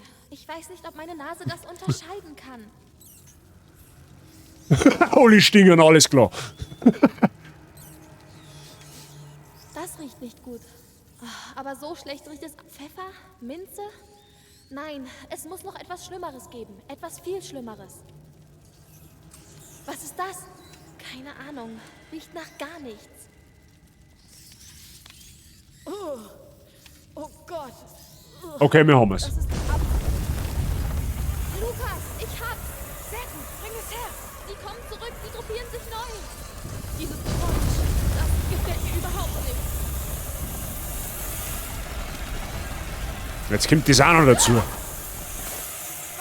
wir haben es fast geschafft. Ich komme. Achso, ich kann da. Achso, okay, ja gut. Stell es hier gut. Dann wecken wir mal den Phönix. Vorsichtig. Nicht zittern. Wir dürfen nichts verbeugen. Sie kommen zurück. Aha, da hinten. Da ist er. Ich habe so das Gefühl, ich will gerade sagen, okay, das war auch nicht noch einer. Die Farbe hat sich leicht verändert. Gut, aber nicht gut genug. Du meintest, dass warum gibst du dann noch mehr dazu? Man muss zugeben, um filtern zu können. Das Feuerbecken, Amicia. Mach mir den Weg zu den Destillierapparaten frei.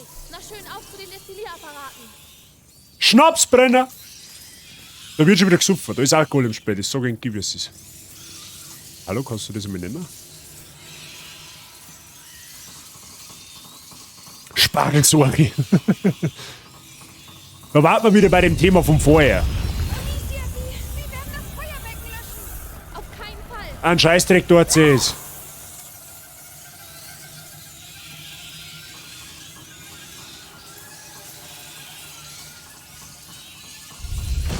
Lukas, pass auf. Verzieht euch. Ah, jetzt schießt er selber, oder was?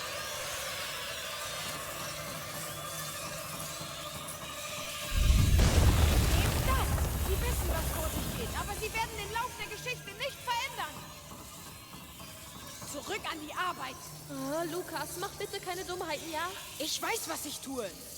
Zumindest denke ich das. Wieso denn jetzt? Außerdem gibt es kein Zurück mehr. Sei einfach vorsichtig. Da hinten steht er. Lukas, pass auf. Hier an. Dann erwärmen wir die Kupferschüssel. Ist die Flüssigkeit im Inneren zirkulieren? Na los! Und die Wahrheit wird aus dem Munde fließen.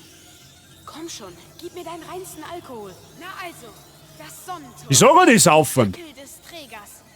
Amicia, bring mich zurück. Sofort. Charlie?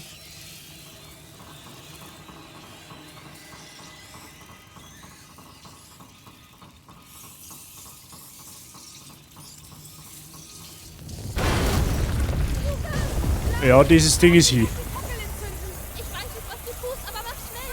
Ich halte dich zurück. Deine Hände, Lukas. Erwärme es. Bis zum Leben. Lukas, ich weiß nicht, ob ich sie stoppen kann. Fast geschafft. Lukas, du musst dich beeilen. Ich brauche mehr Zeit. Sie kommt von allen Seiten. Ich weiß. Ich höre sie. Oh, ich schaffe es nicht. Licht. Gib uns dein Licht. Es ist uns. Lukas, Ha! ich hab nichts mehr. Lukas, Unter Stress arbeiten können. was geschieht hier? Ich habe es geschafft. Und es Sehr flauschig. als wüssten sie. Wir dürfen keine Zeit verlieren. Dann bitte. Nach dir. Oh, ist ein Flauschnägel. Ist ein Flauschnägel.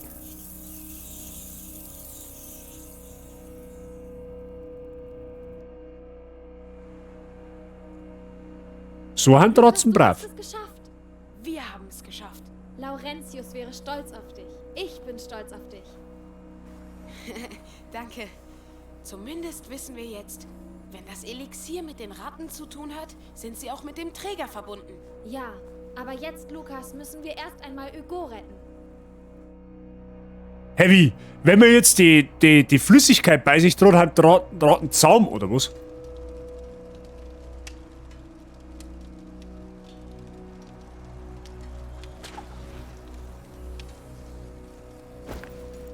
Sie sind da? Sie sind da!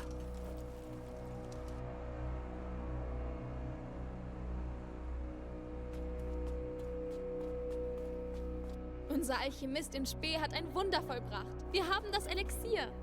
Ich wusste, dass du es in dir hast. Ja, genau. Ein Komm, Bonscheimer rausgehauen. zu Hugo.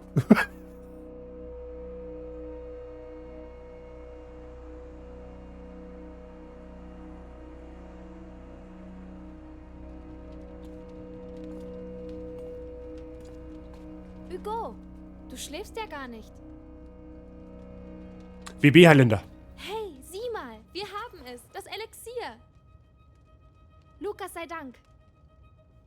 Ja, der läuft auf einer anderen Frequenz. Es könnte etwas bitter sein. Spielt keine Rolle. Runter damit. Sehr gut. Bin ich jetzt geheilt? Also, Auf jeden Fall fühlst du dich bald besser. Amicia, werden wir Mama nie wiedersehen?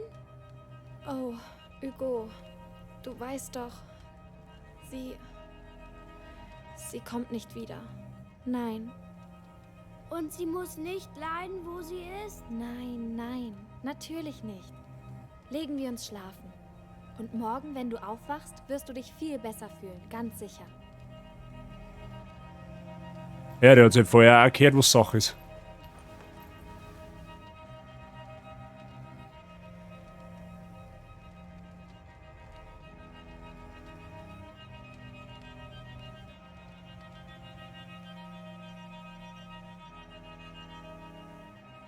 Errungenschaft freigeschaltet. Alles, was bleibt. Kapitel 13.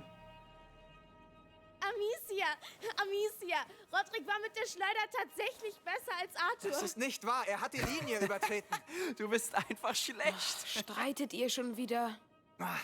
Wenn du dich nicht an die Regeln hältst. Du willst mir was Ja, natürlich ist er weg. Sag ich ihm auch immer. Hugo gesehen?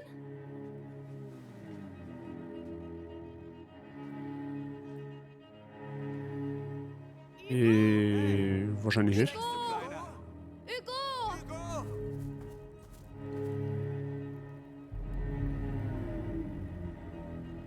Oh nein. Er ist weg. Ja, na toll.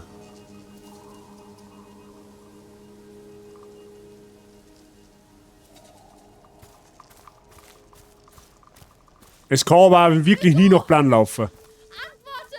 Hugo!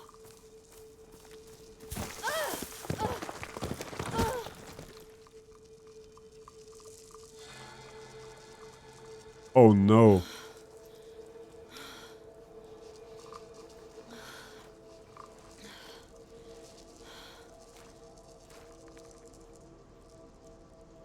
Ja, neue Location, Buße, finde Hugo. Sachte. Ganz langsam. Ja, ich sag's, ich wiederhole mich jetzt nicht, das Spiel schaut einfach Wahnsinn aus. So, was?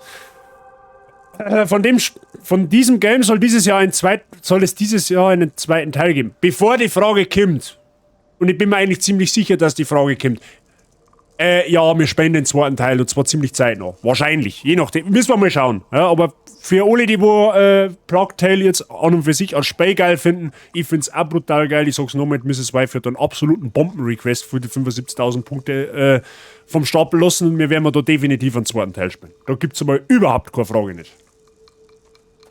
So, wir müssen jetzt einen Bruder finden. Wie spät haben wir es jetzt? Viel noch, da geht noch wenig. Nicht anhalten. Weiter. Hugo! Wo kann er nur hin sein? Denk nach, Amicia. Denk nach. Gut, Michi, an der Stelle kann ich Hugo aber auch verstehen. Er hat ja gehört, dass seine Mama noch redet und seine Schwester liegt oh, ist ja wohl klar, dass der jetzt auf eigene Faust loszieht und seine Mama suchen möchte. Und ich jetzt tatsächlich sogar ein bisschen verstehe.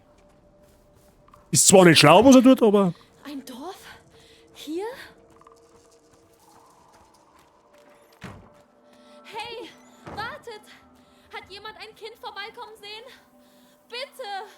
Die trampt es. Amicia, fühlst du dich besser? Wie geht es dem Kleinen?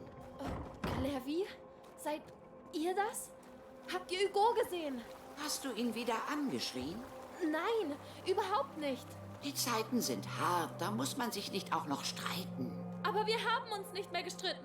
Amicia, ein Kind läuft nicht ohne Grund davon. Öffnet die Tür. Ich werde ihn finden. Na schön, aber sei vorsichtig. Ein bösartiger Wind kündigt sich an, Amicia. Was ist das? Was geht hier vor? Amicia, ich habe auf dich gewartet. Komm mit mir. Laurentius? Seid ihr das wirklich?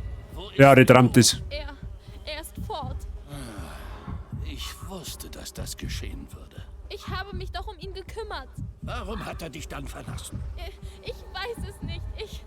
Ich habe alles getan, um ihn zu beschützen. Sogar schreckliche Dinge. Blut vergießt sich so leicht. Aber zu lieben, zu beschützen. Ich werde ihn finden. Dann geh und bete, dass noch genug Zeit ist. Mama, da draußen ist ein Geräusch. Hugo, das ist er. Ja, die ist natürlich, die ist ja voll auf den Kopf geflogen. Ist ja klar, dass die Halluzinationen hat. Mutter? Amicia, komm her. Ja, Wir haben sogar daheim. Bruder ist hier. Wie geht es ihm? Er ist zurückgekommen, weil es ihm nicht gut geht. Aber ich habe alles getan. Du hast ihm die Wahrheit verschwiegen. Aber Seine Gefühle, Amicia. Ich hatte dich gewarnt. lass mich zu ihm. Er will dich nicht sehen.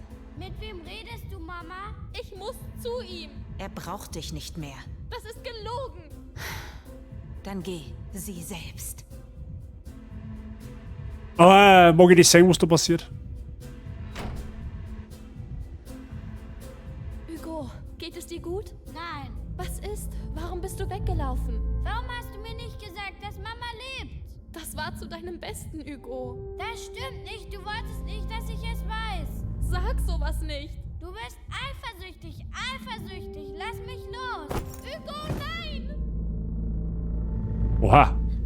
Ja, das war ja auch klar. Hugo, wo bist du? Lass mich raus! Achso, er steckt da so ein in der Scheiße, okay. Das ist er. Hugo, Lass mich gehen! er ist hier. Oh Gott sei Dank. Hör auf zu brüllen. Wo ist deine Schwester? Ich weiß es nicht. Ah, das gäbe noch mal eine schöne Prämie obendrauf. Oh, lacht nur, solange ihr noch könnt. Ja, die legen wir um, da war's aus. Na, wen haben wir denn da? Natürlich hat man jetzt wieder keine Bomben nicht hergekriegt. Toll. Weil. Hugo, Achso, kann er mal gar nicht herrichten, oder was? du. Ja, okay. Kann er mal gar nicht herrichten. Das ist er. Mir nur ein Totschat gestellt beim Er Zielen. ist hier. Oh Gott sei Dank. Hör auf zu brüllen. Wo ist deine Schwester? Man kann sich ja schiffen. Ah, das gäbe noch mal eine schöne Prämie obendrauf. Oh, lacht nur, solange ihr noch könnt. Ihr habt das. Diesmal entkommt ihr mir. Geht doch. Eigentlich traurig, dass ich doch gestorben bin. Vorbei. Hey, geht es dir gut? Sie haben dir nicht wehgetan, oder? Nein. Aber warum bist du davongelaufen? Ich hab Mama gehört. Sie hat nach mir gerufen. Das muss ein Albtraum gewesen sein, nichts weiter. Ich dachte wirklich, dass sie es war. Sie hatte Schmerzen und... Sie hat keine Schmerzen, wo sie jetzt ist. Darüber haben wir doch gesprochen. Aber... Sie ist fort, Hugo. Das musst du akzeptieren. Gehen wir zurück. Na gut. Wir müssen zurück zum Chateau. Gut, der Richtung haben wir aber nicht gekommen, oder? Ja, ist ja wurscht. Mama? Amicia, das ist Mama. Was? Es kommt von da drüben. Wir müssen gehen. Nein, du gehst da nicht hin. Aber warum? Lass mich los. Hugo! Also entweder hat jetzt er auch Halluzinationen oder die ist wirklich da drüben.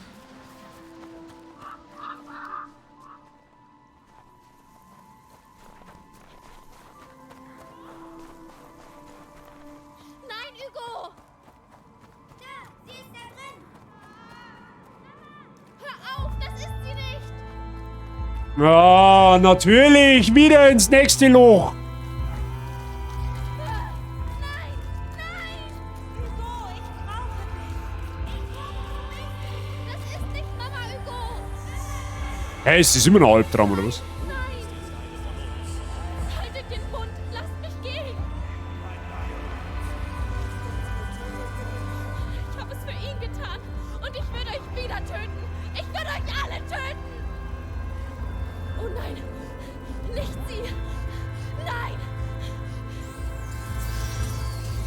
Hugo! Bist du das? Da kommt jemand. Ich bin Hugo! Mama? Nicht bewegen! Ich komme! Hä, was läuft denn da jetzt ab? Lass mich durch! Was Hugo! tust du? Komm her! Das ist doch kein Ort Signor für ein Nicolas! Kind. Fass sie nicht Wo an! ist deine Schwester? Nein! Hugo! Meine Schwester? Oh, ich höre jemanden. Es ist niemand da. Komm. Gehen wir. Gehen wir zu deiner Mutter. Alles klar. Hugo! Hugo, nicht! Sie werden nicht! Hä? What the fuck?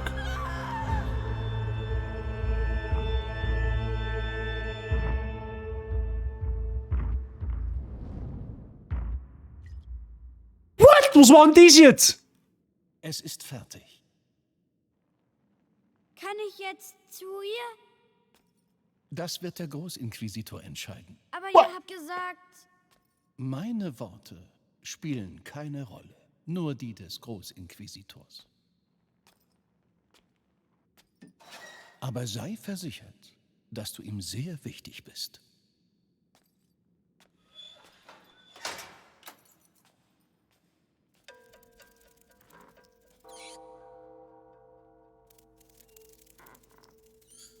Ich verstehe die Frage nicht. Spiel jetzt mit ihm mal Loa, oder was? Ihr habt mir wehgetan. Wichterli, grüß dich. Kuschelraten? Mama finden. Offensichtlich. Die haben jetzt von unflauschig zu flauschig gewechselt. Ja? Die haben jetzt auf die helle Seite der Macht gekommen. Ja? Weil wir haben, weiß ich nicht, Kekse oder so. Irgendwie sowas in der Art. Keine Ahnung. Aber die Szene jetzt, wo gerade eben, die check ich nicht.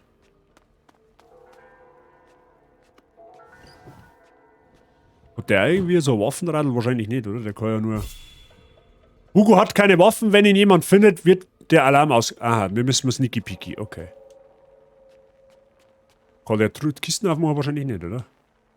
Wichterli, ist alles gut bei dir? Oh, mein Kopf. Hört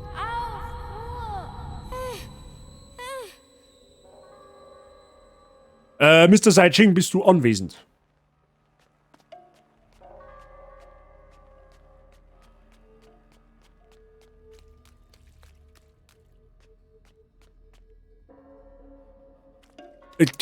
Genau, weil ich wollte jetzt nämlich gerade fragen, Mats, könnt ihr mal eine Shoutout-Runde machen für sämtlichste Streamer, die da gerade erinnern hockern. Ja, also ich habe jetzt gerade nicht so wirklich einen Überblick, wer noch alles da ist oder auch nicht, aber wirft einfach einmal alles aus, was ihr heute schon mal im Chat gelesen habt.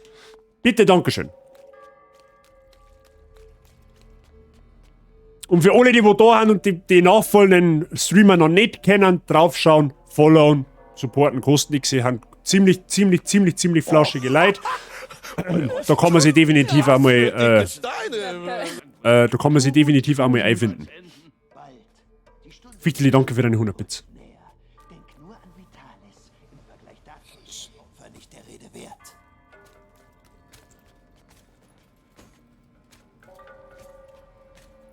Aha.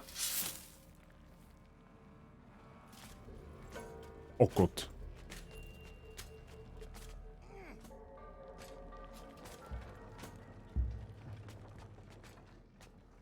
Wieder umdreht.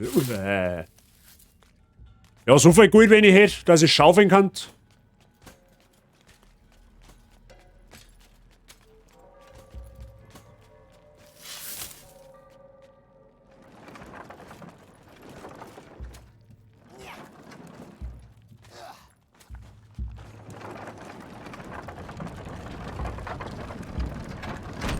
Ach du Scheiße.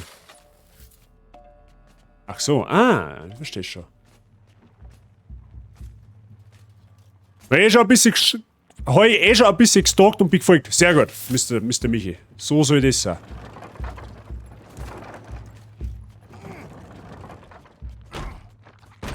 Oh, da schleichen wir jetzt einfach einmal durch.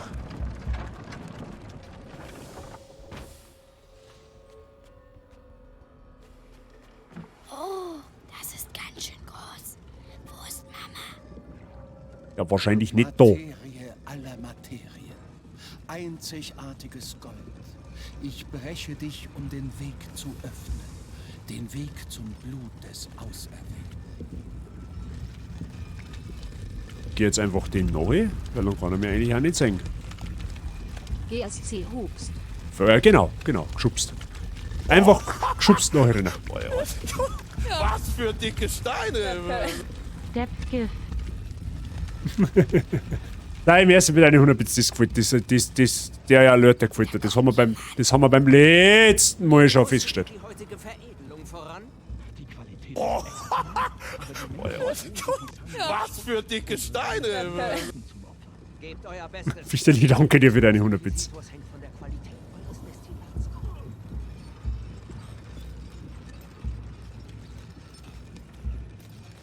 Ah, müssen wir da durch. Ah.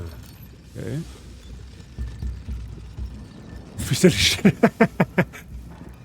Die hat auch und geh jetzt mal davor aus.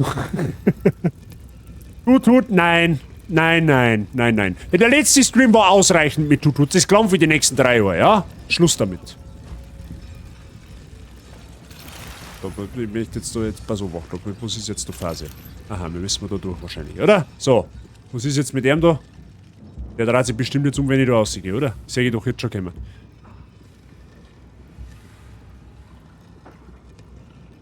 Ja, jetzt ein Bierchen. Es ist ja gut so, dass du deine Aufmerksamkeit allein den Büchern schenkst. Ich habe Angst, dass er seinen Geist angreift. Keine Sorge, das Blut des Jungen wird das Gleichgewicht der Kräfte wieder. Jeder steht auf gut geformte Möpse.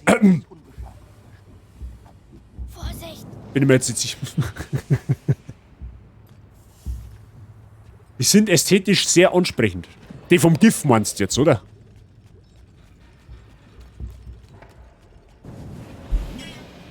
Oh, das war aber knapp. Das war aber knapp. Und jeder denkt, wir reden über die Brüste, aber wir reden über die Hunde. Und du fragst dich, warum du geschubst bist. Das ist dein Ernst, Mr. Seijing. Das Destillat verdickt sich. Wir werden bald die Filter wechseln und die Behälter auskratzen müssen. Ja, genau, du da mal an der Kurbel kurbeln oder am Hebel hebeln. Ist mir wurscht. Ach, da schau her, die haben die. Aha, die haben das Zeug flaschenweise, was wir mir hergestellt haben. Da schau her. Ah, das Zeug nimmt langsam Form an, wenn du mich fragst. 20 Fässer. Wir haben das Soll fast erreicht. Das hoffe ich, denn mehr können wir nicht produzieren. Es grenzt an ein Wunder, dass Vitalis Körper solche Mengen an Episanguis aufnehmen kann. Sein Glaube. Ich habe keine Angst. Durch die Stadt patrouillieren soll. Bist du auf der Liste? Mich wundert's, dass mich noch keiner erwischt hat. Platz vor der Kathedrale. Oh, dann bist du gleich neben dem Großinquisitor, wenn er uns befreit. Und ich sitze hier fest. Wir treffen uns alle hinterher. Das Ende des Bisses. Das wird ein Fest. Wow.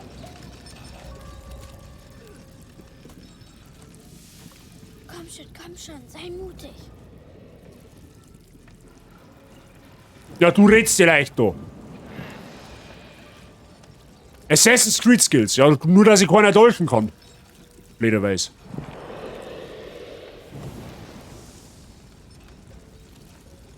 Was war denn das jetzt? Achso, das war das jetzt hier schon mal, da ist irgendein Viech.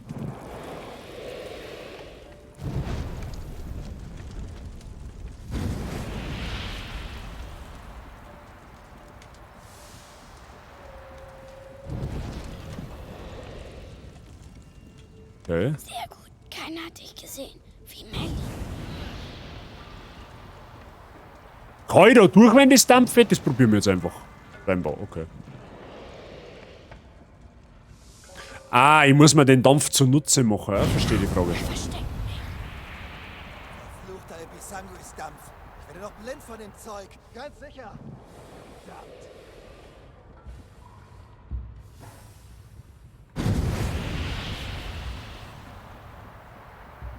Da hat sich was bewegt, glaube ich. Oh oh. Oh oh. Oh oh. Oh oh. Oh oh. Oh oh. Oh oh. Oh oh. Oh oh. Oh oh. Oh, gut, dass der in die falsche Richtung. Oh, lebt mich am Arsch. Das war aber jetzt. Das war haarscharf.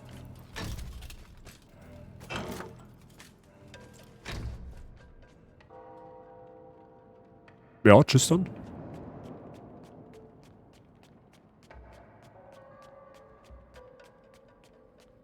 Wo haben wir denn jetzt in einer Kirche oder was?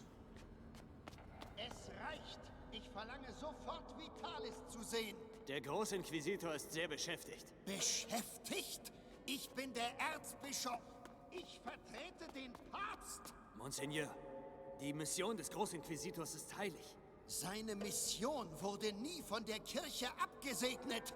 Ich sehe hier nichts als Ketzerei und Okkultismus.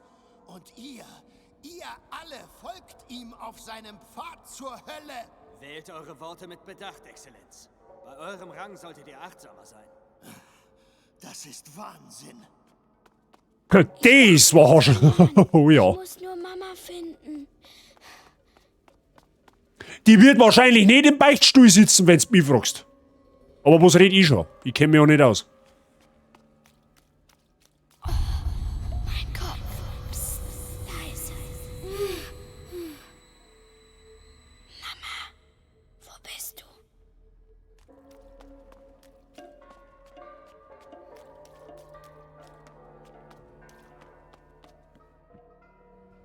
Hä? Ist das jetzt eine Kirche neben der Kirche, oder was? Achso, nein, wir haben... Ah, okay. Oh nein, nein, er darf mich nicht sehen. Ja, da gehen wir mal unter, da gehen wir mal unter den Schreibtisch. Damit nichts passiert.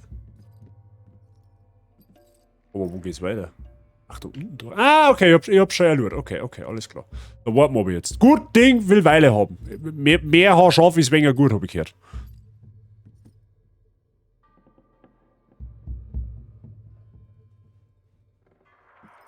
Was ist seine Aufgabe in seinem Leben, dass er dort den Balken durchtritt, oder was?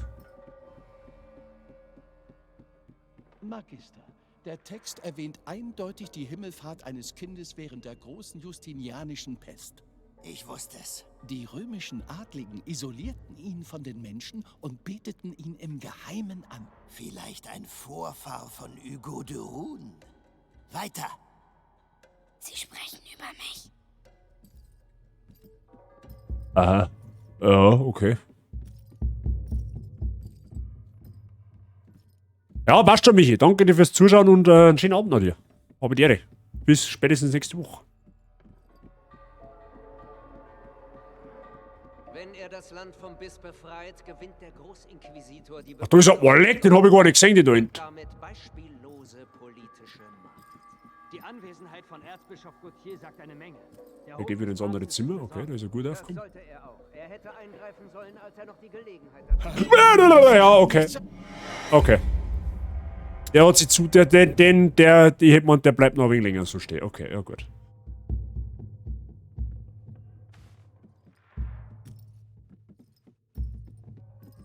Aber wo hätten wir dann noch ein Versteck? Ach so, da hierbei, okay, ja. Prima Macula.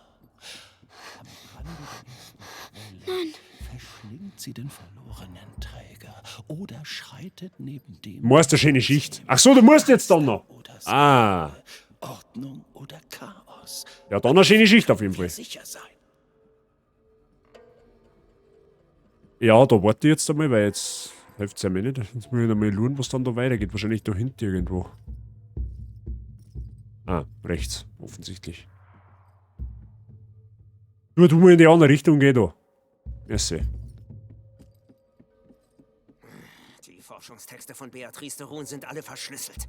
Ich gebe auf. Ich habe gute Neuigkeiten. Sie haben sie endlich in den Keller verlegt. Dann wird sie endlich reden. Wird auch Zeit. Mama.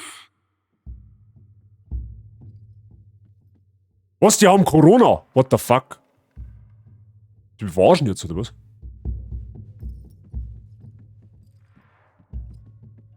Oh, ah.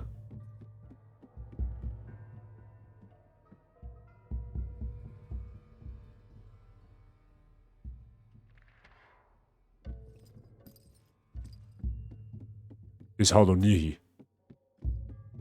Oder doch?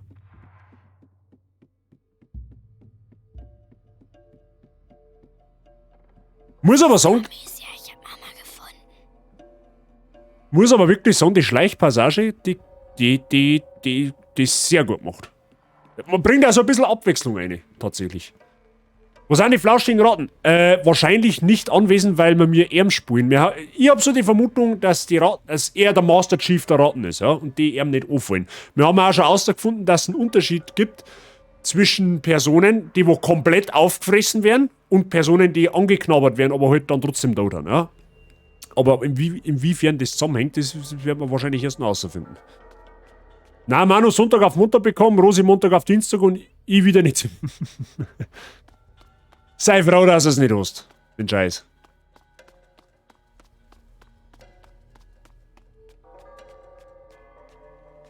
So, und jetzt gehen wir beten, oder was?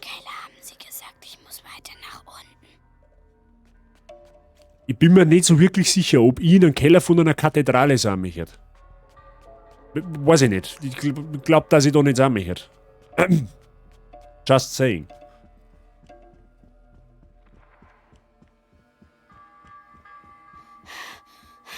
Hier ist einfach alles so groß. Der Mann, wer ist das? Wer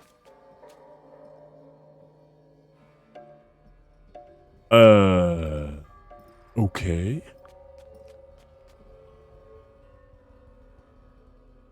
Großinquisitor, der Erzbischof ist eingetroffen. Sehr gut. Bringt ihn herein.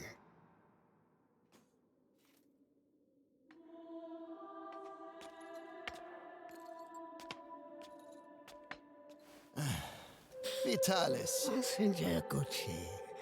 Hattet ihr eine angenehme Reise? Spart euch das Geplänkel. Wir sind eurer Spielereien müde, Vitalis. Spielereien, Erzbischof?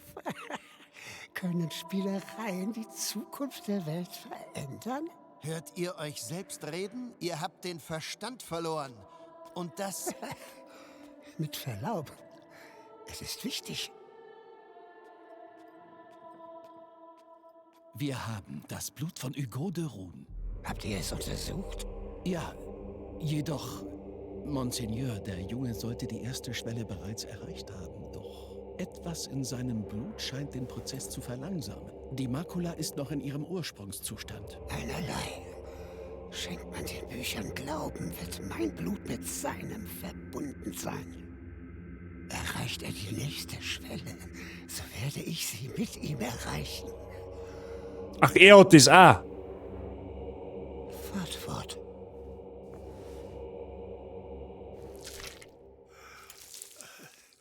Aha.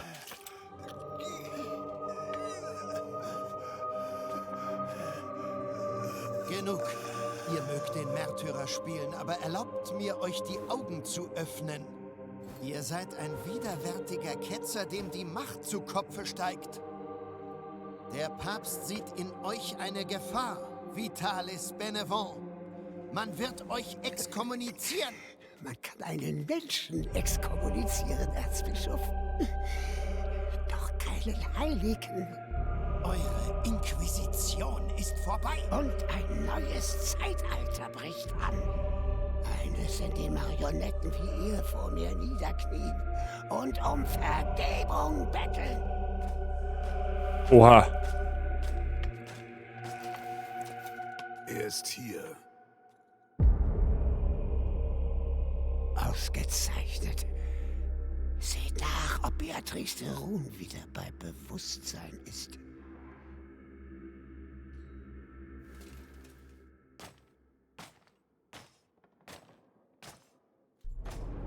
Er macht mir Angst, aber ich muss ihm folgen. Warum wehrt sie sich so?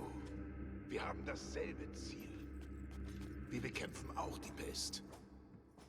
Billinger, du werdest jetzt lachen, aber ich hab jetzt gerade in dem Moment, vor ein paar Sekunden, wo ich dem seine Fratze richtig gesehen hab ich mir also gedacht, er erinnert mich verdammt stark an einen Dark Souls 3 Boss. So, vom optischen her. Ich mein, ich hab mir jetzt nur die Frage gestellt, der ist halt auch nicht mehr der Jüngste, gell? Wie er gerade so gesagt hat, ja, du wirst vor mir niederknien, dann denke ich mir, ja, der Einzige, der wo dann noch kniet, bist du, weil es nicht mehr stehen kannst vor lauter Äther wahrscheinlich. Aber wer weiß, was der da jetzt für Wundermittel gespritzt gekriegt hat. Keine Ahnung, vielleicht, weiß ich nicht. Schauen wir mal.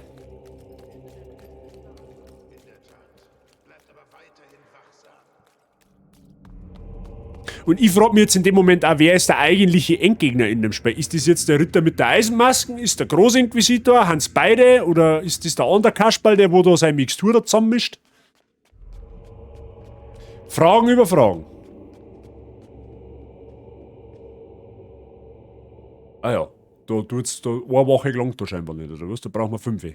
Gut, auch recht. Und 5 sind gar nicht mehr.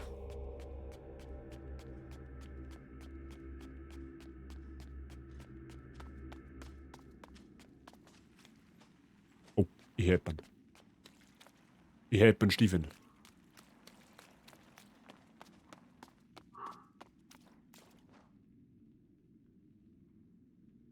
Servus, Siebens, ich warte zum Durchsagen da. Oder zum Schneeschaufeln. Der Himmel. Wir können den Himmel sehen. Senor Nicolas, Glückwunsch zur Gefangennahme des Jungen. Wir haben ihn wochenlang gesucht.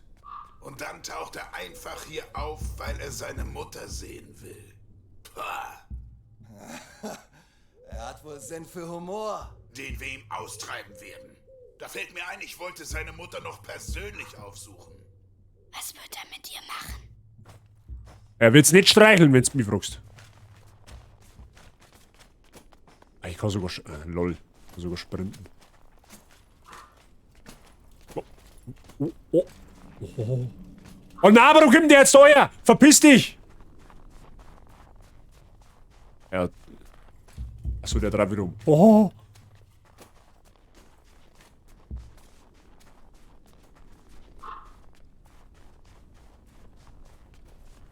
Was ist es? Was?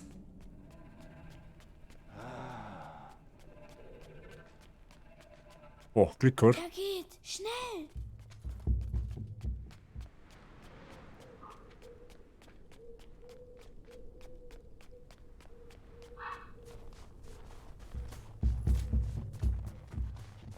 Alter, mir geht gerade ein bisschen pumpen. Ich muss ganz ehrlich sagen, wie es ist.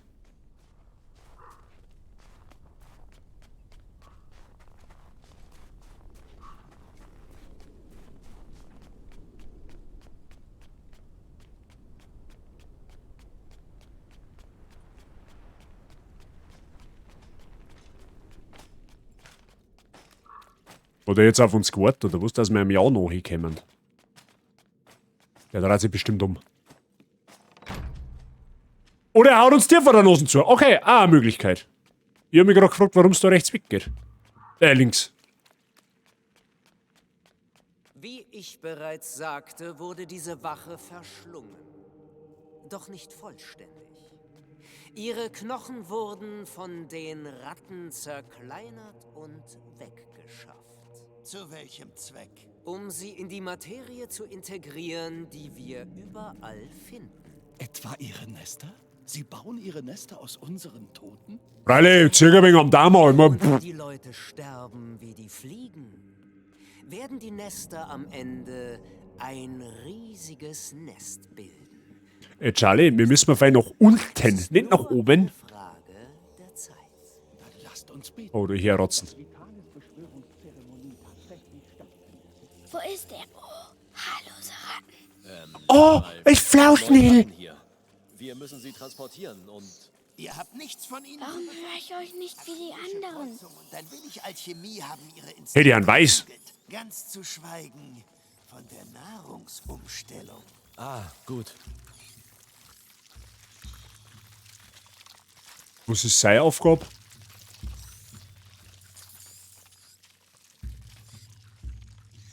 Hey, Kleiner, hilf mir. Oh, Lehre. Hilf mir. Was hat er denn nun schon wieder? Hey, stirb gefälligst leise. Wir arbeiten hier. Boah, Alter! Zeit lässt. Die Ratten mögen Frischfleisch. Verdammt sollt ihr sein. Ihr werdet alle zur Hölle fahren. Ihr und eure verfluchten Ratten.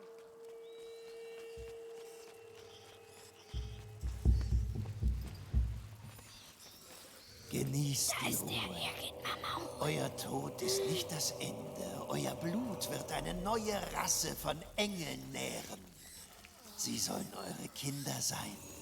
Euer Stolz. Die haben noch nicht ganz dicht.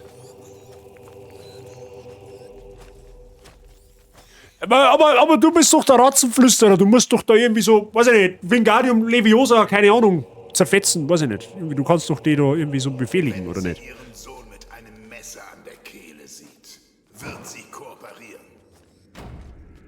Mei, hau halt nicht jetzt mit dir zu. Ha, muss halt das sein. Schlafen vielleicht welche. Ah, na gut, so geht's auch. Senior Nikolas ist vorbeigekommen. Das wird schmerzhaft für die Drohung. Geschieht ihr recht. So eine gebildete Frau. Sie hätte sich uns anschließen sollen.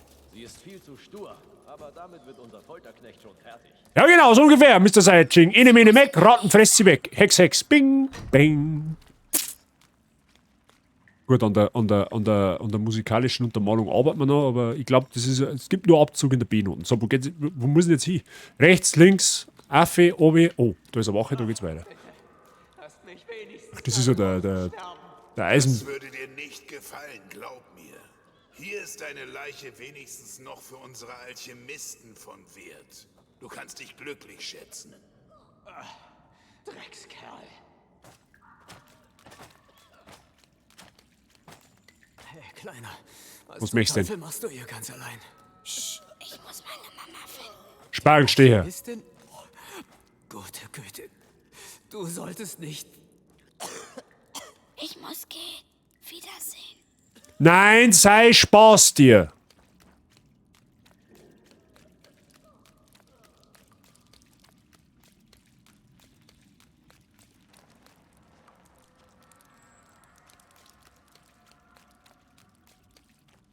Wie groß ist der Keller, bitte?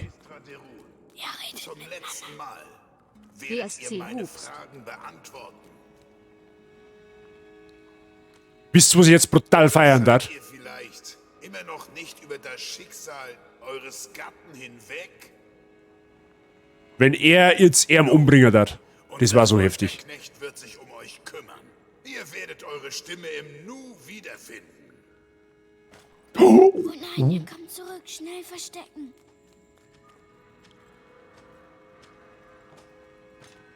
Ja, genau, hau du mal ab. Das ist eine geile Geschichte, wenn du gehst. Mama? Mama. Hugo? Aber Sie haben... Amicia sagte, du bist tot, aber du lebst. Amicia. Mein Liebling. Du musst gehen. Wenn sie dich finden. Nein, ich bleibe bei dir. Oh, Hugo. Haben sie dir Blut abgenommen? Oh mein Gott.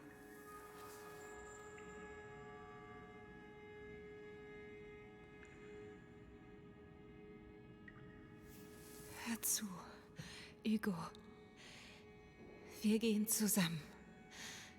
Doch du musst die Schlüssel finden. Sie müssen sie in der Kammer am Ende des Korridors aufbewahren. Kommst du dorthin? Gut, dann los. Geh.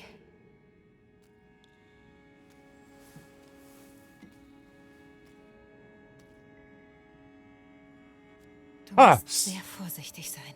Sie ist also doch noch am Leben. Sobald du die Schlüssel hast.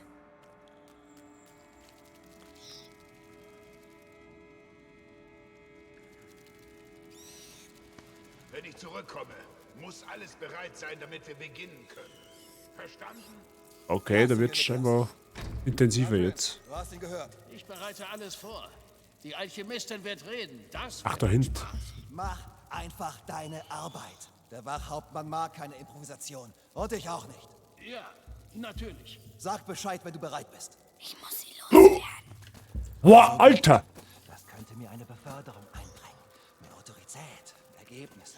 Nun denn. Nicht muss effizient sein. Verona Kein glaubt unnötiges einer echten Spektakel. Dame. So weit. Wenn nur Amicia hier wäre. Nein, ich brauche... nicht hinsehen, nicht hinsehen. Zange, Brandeisen, Säge, alles bereit. Hab ich was vergessen? Wenn der Hauptmann dabei ist, gehe ich besser auf Nummer sicher.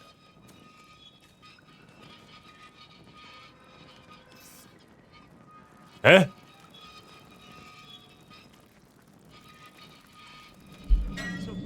Ja, okay, ich check jetzt. Was ist das?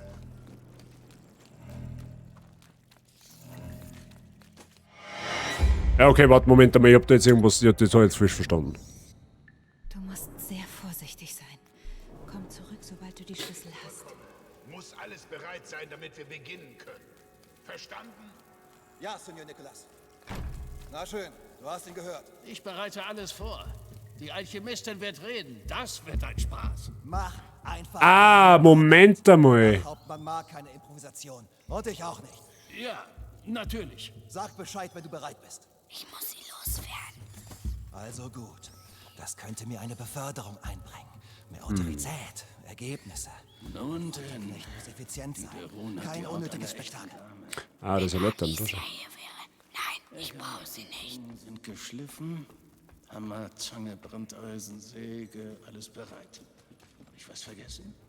Wenn der Hauptmann dabei ist, gehe Ah, ich okay. auf Nummer sicher. Weil die Ratten haben ja immer noch gefangen. Wir müssen was wahrscheinlich freilassen, damit man die Wachen mit Hilfe der Ratten umbringen kann. Die haben alle Angst vor den Ratten. Wenn ich sie befreien könnte. Ja. Ratten befreien? Wann? Wo? Wie? Ah, das erläutern. Okay.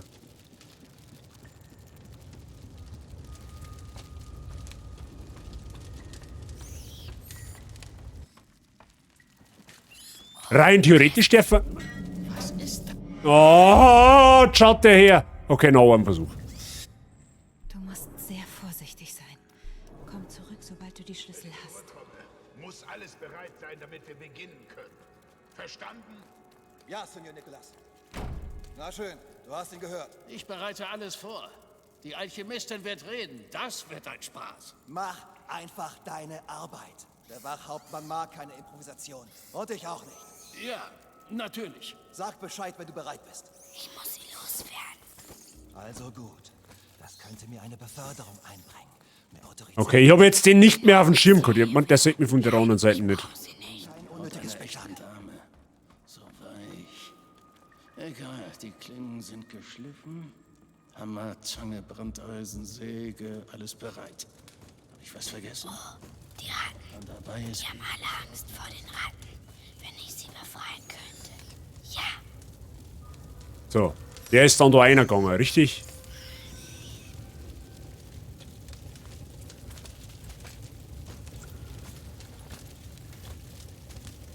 Ah, der ist einfach nur umdreht, okay. Oh, der ist für die Käfige.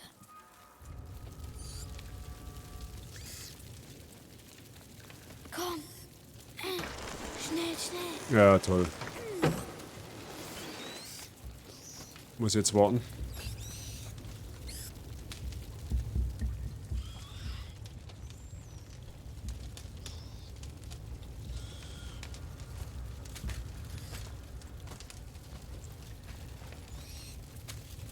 Okay.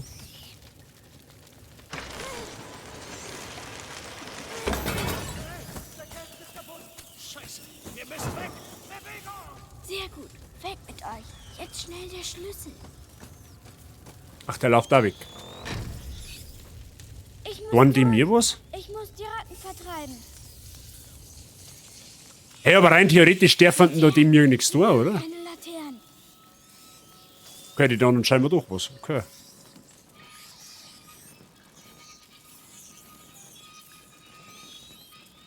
Oh, es funktioniert. Kusch. Ja, wen hab's oder gelernt, der Bulle. Nicht hinsehen, nicht hinsehen.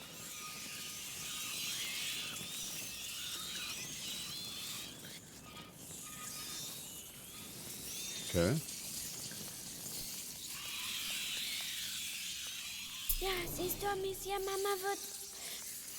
Oh, mein Kopf. Ja, natürlich.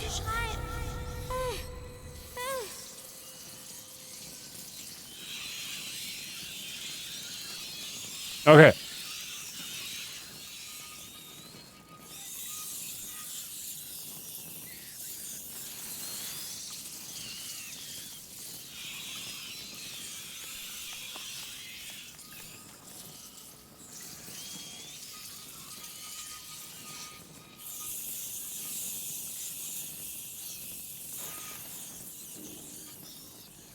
Sie können immer noch durch. Ich muss sie da wegbekommen. Warte mal, Vielleicht mit Moment. der anderen Laterne. Ah, ja, das kann natürlich sein. Jetzt passt so wacht. Aber die zweite, okay, ja, ja. Ganz allein.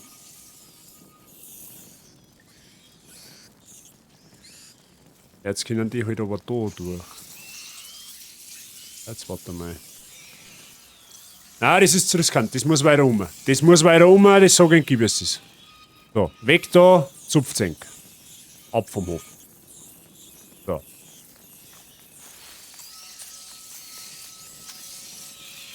Ja, du musst weiter da um. Ungefähr so. So.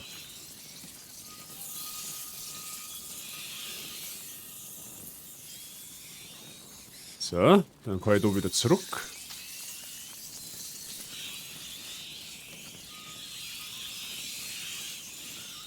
Kann man den Weg freilegen. So passt's ja. Easy. Ich hab's geschafft. Sehr gut. Komm, schnell. Nice. Alles ist gut. Schön. Dir tut niemand mehr weh. Mein Held. Wie fühlst du dich? Dein Kopf? Sie spricht jetzt mit mir die ganze Zeit. Und was sagt sie? Sie sagt, ich soll mich hier anschließen. Die erste Schwelle. Mama, ich hab Angst.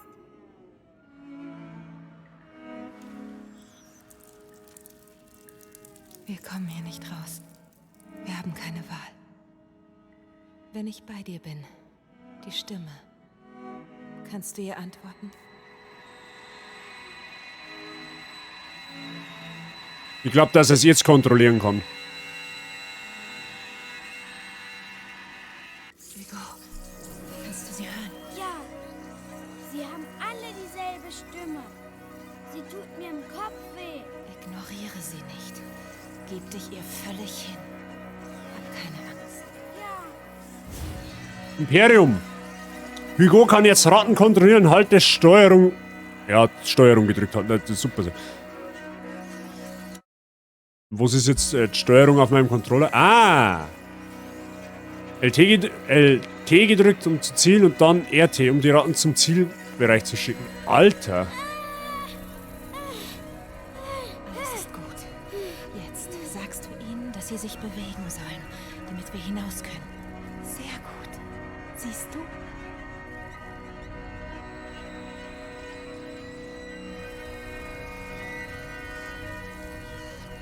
Wow, Alter! Okay. Was das aber genau auf sich hat und wie es weitergeht, weil jetzt haben wir wieder mit unserer Mama vereint. Schauen wir uns heute nicht mehr an. Das machen wir beim nächsten Mal. Machen wir einen schönen Cliffhanger draus, ja? Jetzt bin ich gestört, ich weiß schon.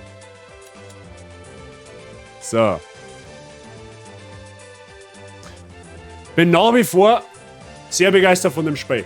Kann man wirklich nichts sagen. Taugt mir außerordentlich. Vor allem jetzt nimmt das Ganze schon langsam einfach Form an, die ganze Handlung an und für sich. Wir haben jetzt, also meine Vermutung ist dann letztendlich doch nicht falsch gewesen, dass der Hugo irgendwie die Ratten kontrollieren kann. Tatsächlich.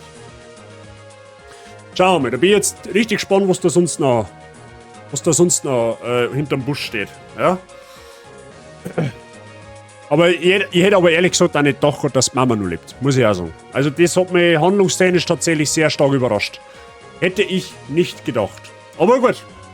Lasst natürlich offen, wie dann das Ganze weitergeht, weil es muss ja irgendwie, das ganze Spiel muss ja irgendwie mit einem Cliffhanger enden, weil sonst gab es keinen zweiten Teil. Ja? Also da muss ja noch irgendwas muss passieren, damit es noch irgendwie weitergeht. Also ich kann mir jetzt zum Beispiel vorstellen, dass die Inquisition in dem Teil gar nicht irgendwie besiegt wird, sondern dass da irgendeiner von den Schwulschädeln davor kommt und dann vielleicht im zweiten Teil wieder irgendwas anzählt. Ja? Kann also auch, dass vielleicht der Hugo gar nicht kalt wird. Ich weiß nicht, vielleicht stirbt der Hugo noch. Keine Ahnung. Das darf ich aber scheiße finden. Tatsächlich. Also rein handlungstechnisch, ja. Wait, das ist kein Zeitsprung. Keine Ahnung. I don't know. Weiß ich nicht, ob dieser Zeitsprung sein soll. Also der nächste Teil, weiß ich nicht. Kann man jetzt aber ehrlich gesagt auch nicht vorstellen. Aber mei, das lassen wir auf uns zukommen, würde ich sagen. Jo.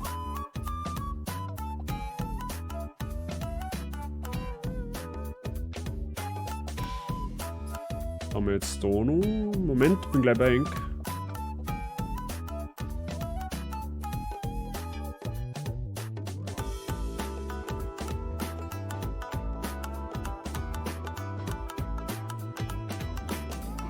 Okay. Wenn der Hugo sterben darf, dann hätten manche Zipfel keinen Grund mehr getriggert. Ja, also, wenn der Hugo stirbt, das da die Scheiße finden. Aber das glaube ich, persönlich glaube ich das auch nicht. Also ich kann mir es nicht vorstellen, dass der Hugo stirbt, ganz ehrlich. Persönlich glaube ich sogar, dass da jetzt mittlerweile alle von denen, die wo jetzt nur leben, dass die auch am Leben bleiben. Also ich kann mir es, ehrlich gesagt, das dauert jetzt vielleicht nur der Schmied, dass sie der vielleicht noch irgendwie opfert, aber der ist ja eigentlich auch komplett aus dem Beidel momentan. Der sitzt in der Festung umeinander, rennt ein Tier nach der anderen ein, mit seiner Schulter, die wo scheinbar aus Gusseisen besteht. Ich weiß es nicht.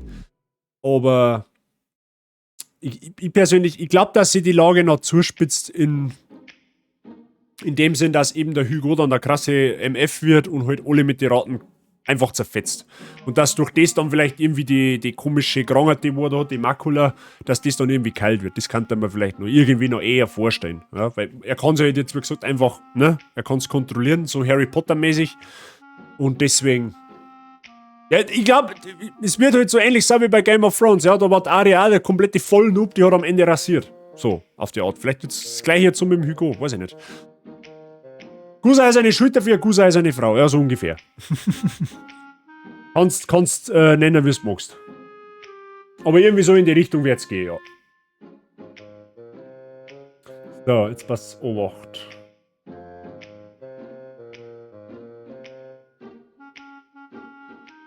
Jo. So, Freunde, ich weiß nicht, wann ich das nächste Mal live gehe.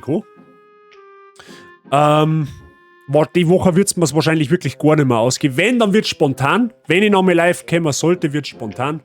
Dann spielen wir tatsächlich weiter mit der Nuzlocke Challenge. Die haben wir vor meiner Sommerpause noch angefangen. Da haben wir den ersten Arenaleiter verhauen. Deathless, wohlgemerkt. Ja, da haben ein paar ordentlich an Kanalpunkten dazu gewonnen, die wir an der Umfrage teilgenommen haben. Da darf man dann als nächstes weitermachen. Also der nächste Stream wird tatsächlich wieder Nuzlocke. Hardcore Nuzlocke. Ja? Mit Blocktail spielen wir dann aber tatsächlich nächste Woche. Also spielen wir nächste Woche definitiv Blocktail weiter. So ist es jetzt nicht. Ich glaube auch tatsächlich, dass wir jetzt. Ich kann es nicht einschätzen, aber ich darf schon fast sagen, dass wir Richtung Finale kommen. Also eventuell können wir es nächste Woche sogar schon fertig spielen. Müssen wir mal schauen. Der Mozok hat damit gemeint, er glaubt, es waren 16 Kapitel. Wir haben jetzt im 14.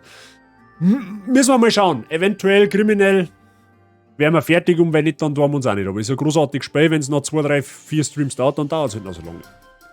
Wobei, wenn er Leid mit Hilfe von Ratten hops nimmt, ist doch eine selbsterfüllende Prophezeiung für die Leute, die ihm jagen. Von der, wenn du das aus der Perspektive betrachtest, tatsächlich ja. Da hast du nicht Unrecht. Aber gut. Auf alle Fälle kriegt ihr Bescheid rechtzeitig, wenn ich live gehe. Ja, wie gesagt, falls ich die Woche nochmal komme, wird spontan. Ansonsten nächste Woche, ja, der Streamplan kommt wahrscheinlich Sonntagabend. Aber ich gehe jetzt einmal davon aus, es wird Montag, Mittwoch, 17 Uhr. Ungefähr. Ich weiß nicht, ich kann es noch nicht genau sagen. So, jetzt brauchen wir erst einmal jemanden, wo wir raiden können. Aber ich glaube, da habe ich sogar schon jemanden. Ich glaube, da habe ich jemanden. Ich glaube, dass wir heute einmal Chess wieder raiden. Die haben wir schon lange nicht mehr geradet. Ja, da schreibt ihr ja gerade Chess. Ich glaube, das ist ein Deal. Ja, ich glaube, da haben wir zu Chess gehen. Die freut sich bestimmt. Gut, Freunde, merci für den Support heute. War ein schöner Einstieg in die zweite Season. Ich hoffe, es hat euch gefallen. Ich werde mich stets bemühen, dass die zweite Season genauso läuft wie die erste. Also mindestens genauso geil läuft wie die erste, aber ich glaube, dass wir uns da nicht wieder brauchen. Danke für den ganzen Support. Subs, wahrscheinlich Subs. Danke für den ganzen Support heute wieder in Form von Subs, Follows, Bits und hast nicht alles gesehen. Freut mich narrisch. Es ist immer wieder schön, wenn jemand hängen bleibt und wenn es rege am Chat teilnimmt. Oh Mann, jetzt hab ich mir am Telefon verratscht. Ich schaue nach, brav wie ich bin. Mrs. Samcrowife, der Real Life geht vor, ganz einfach. Da brauchen wir gar nicht reden. Aber du kannst es natürlich gern nachschauen.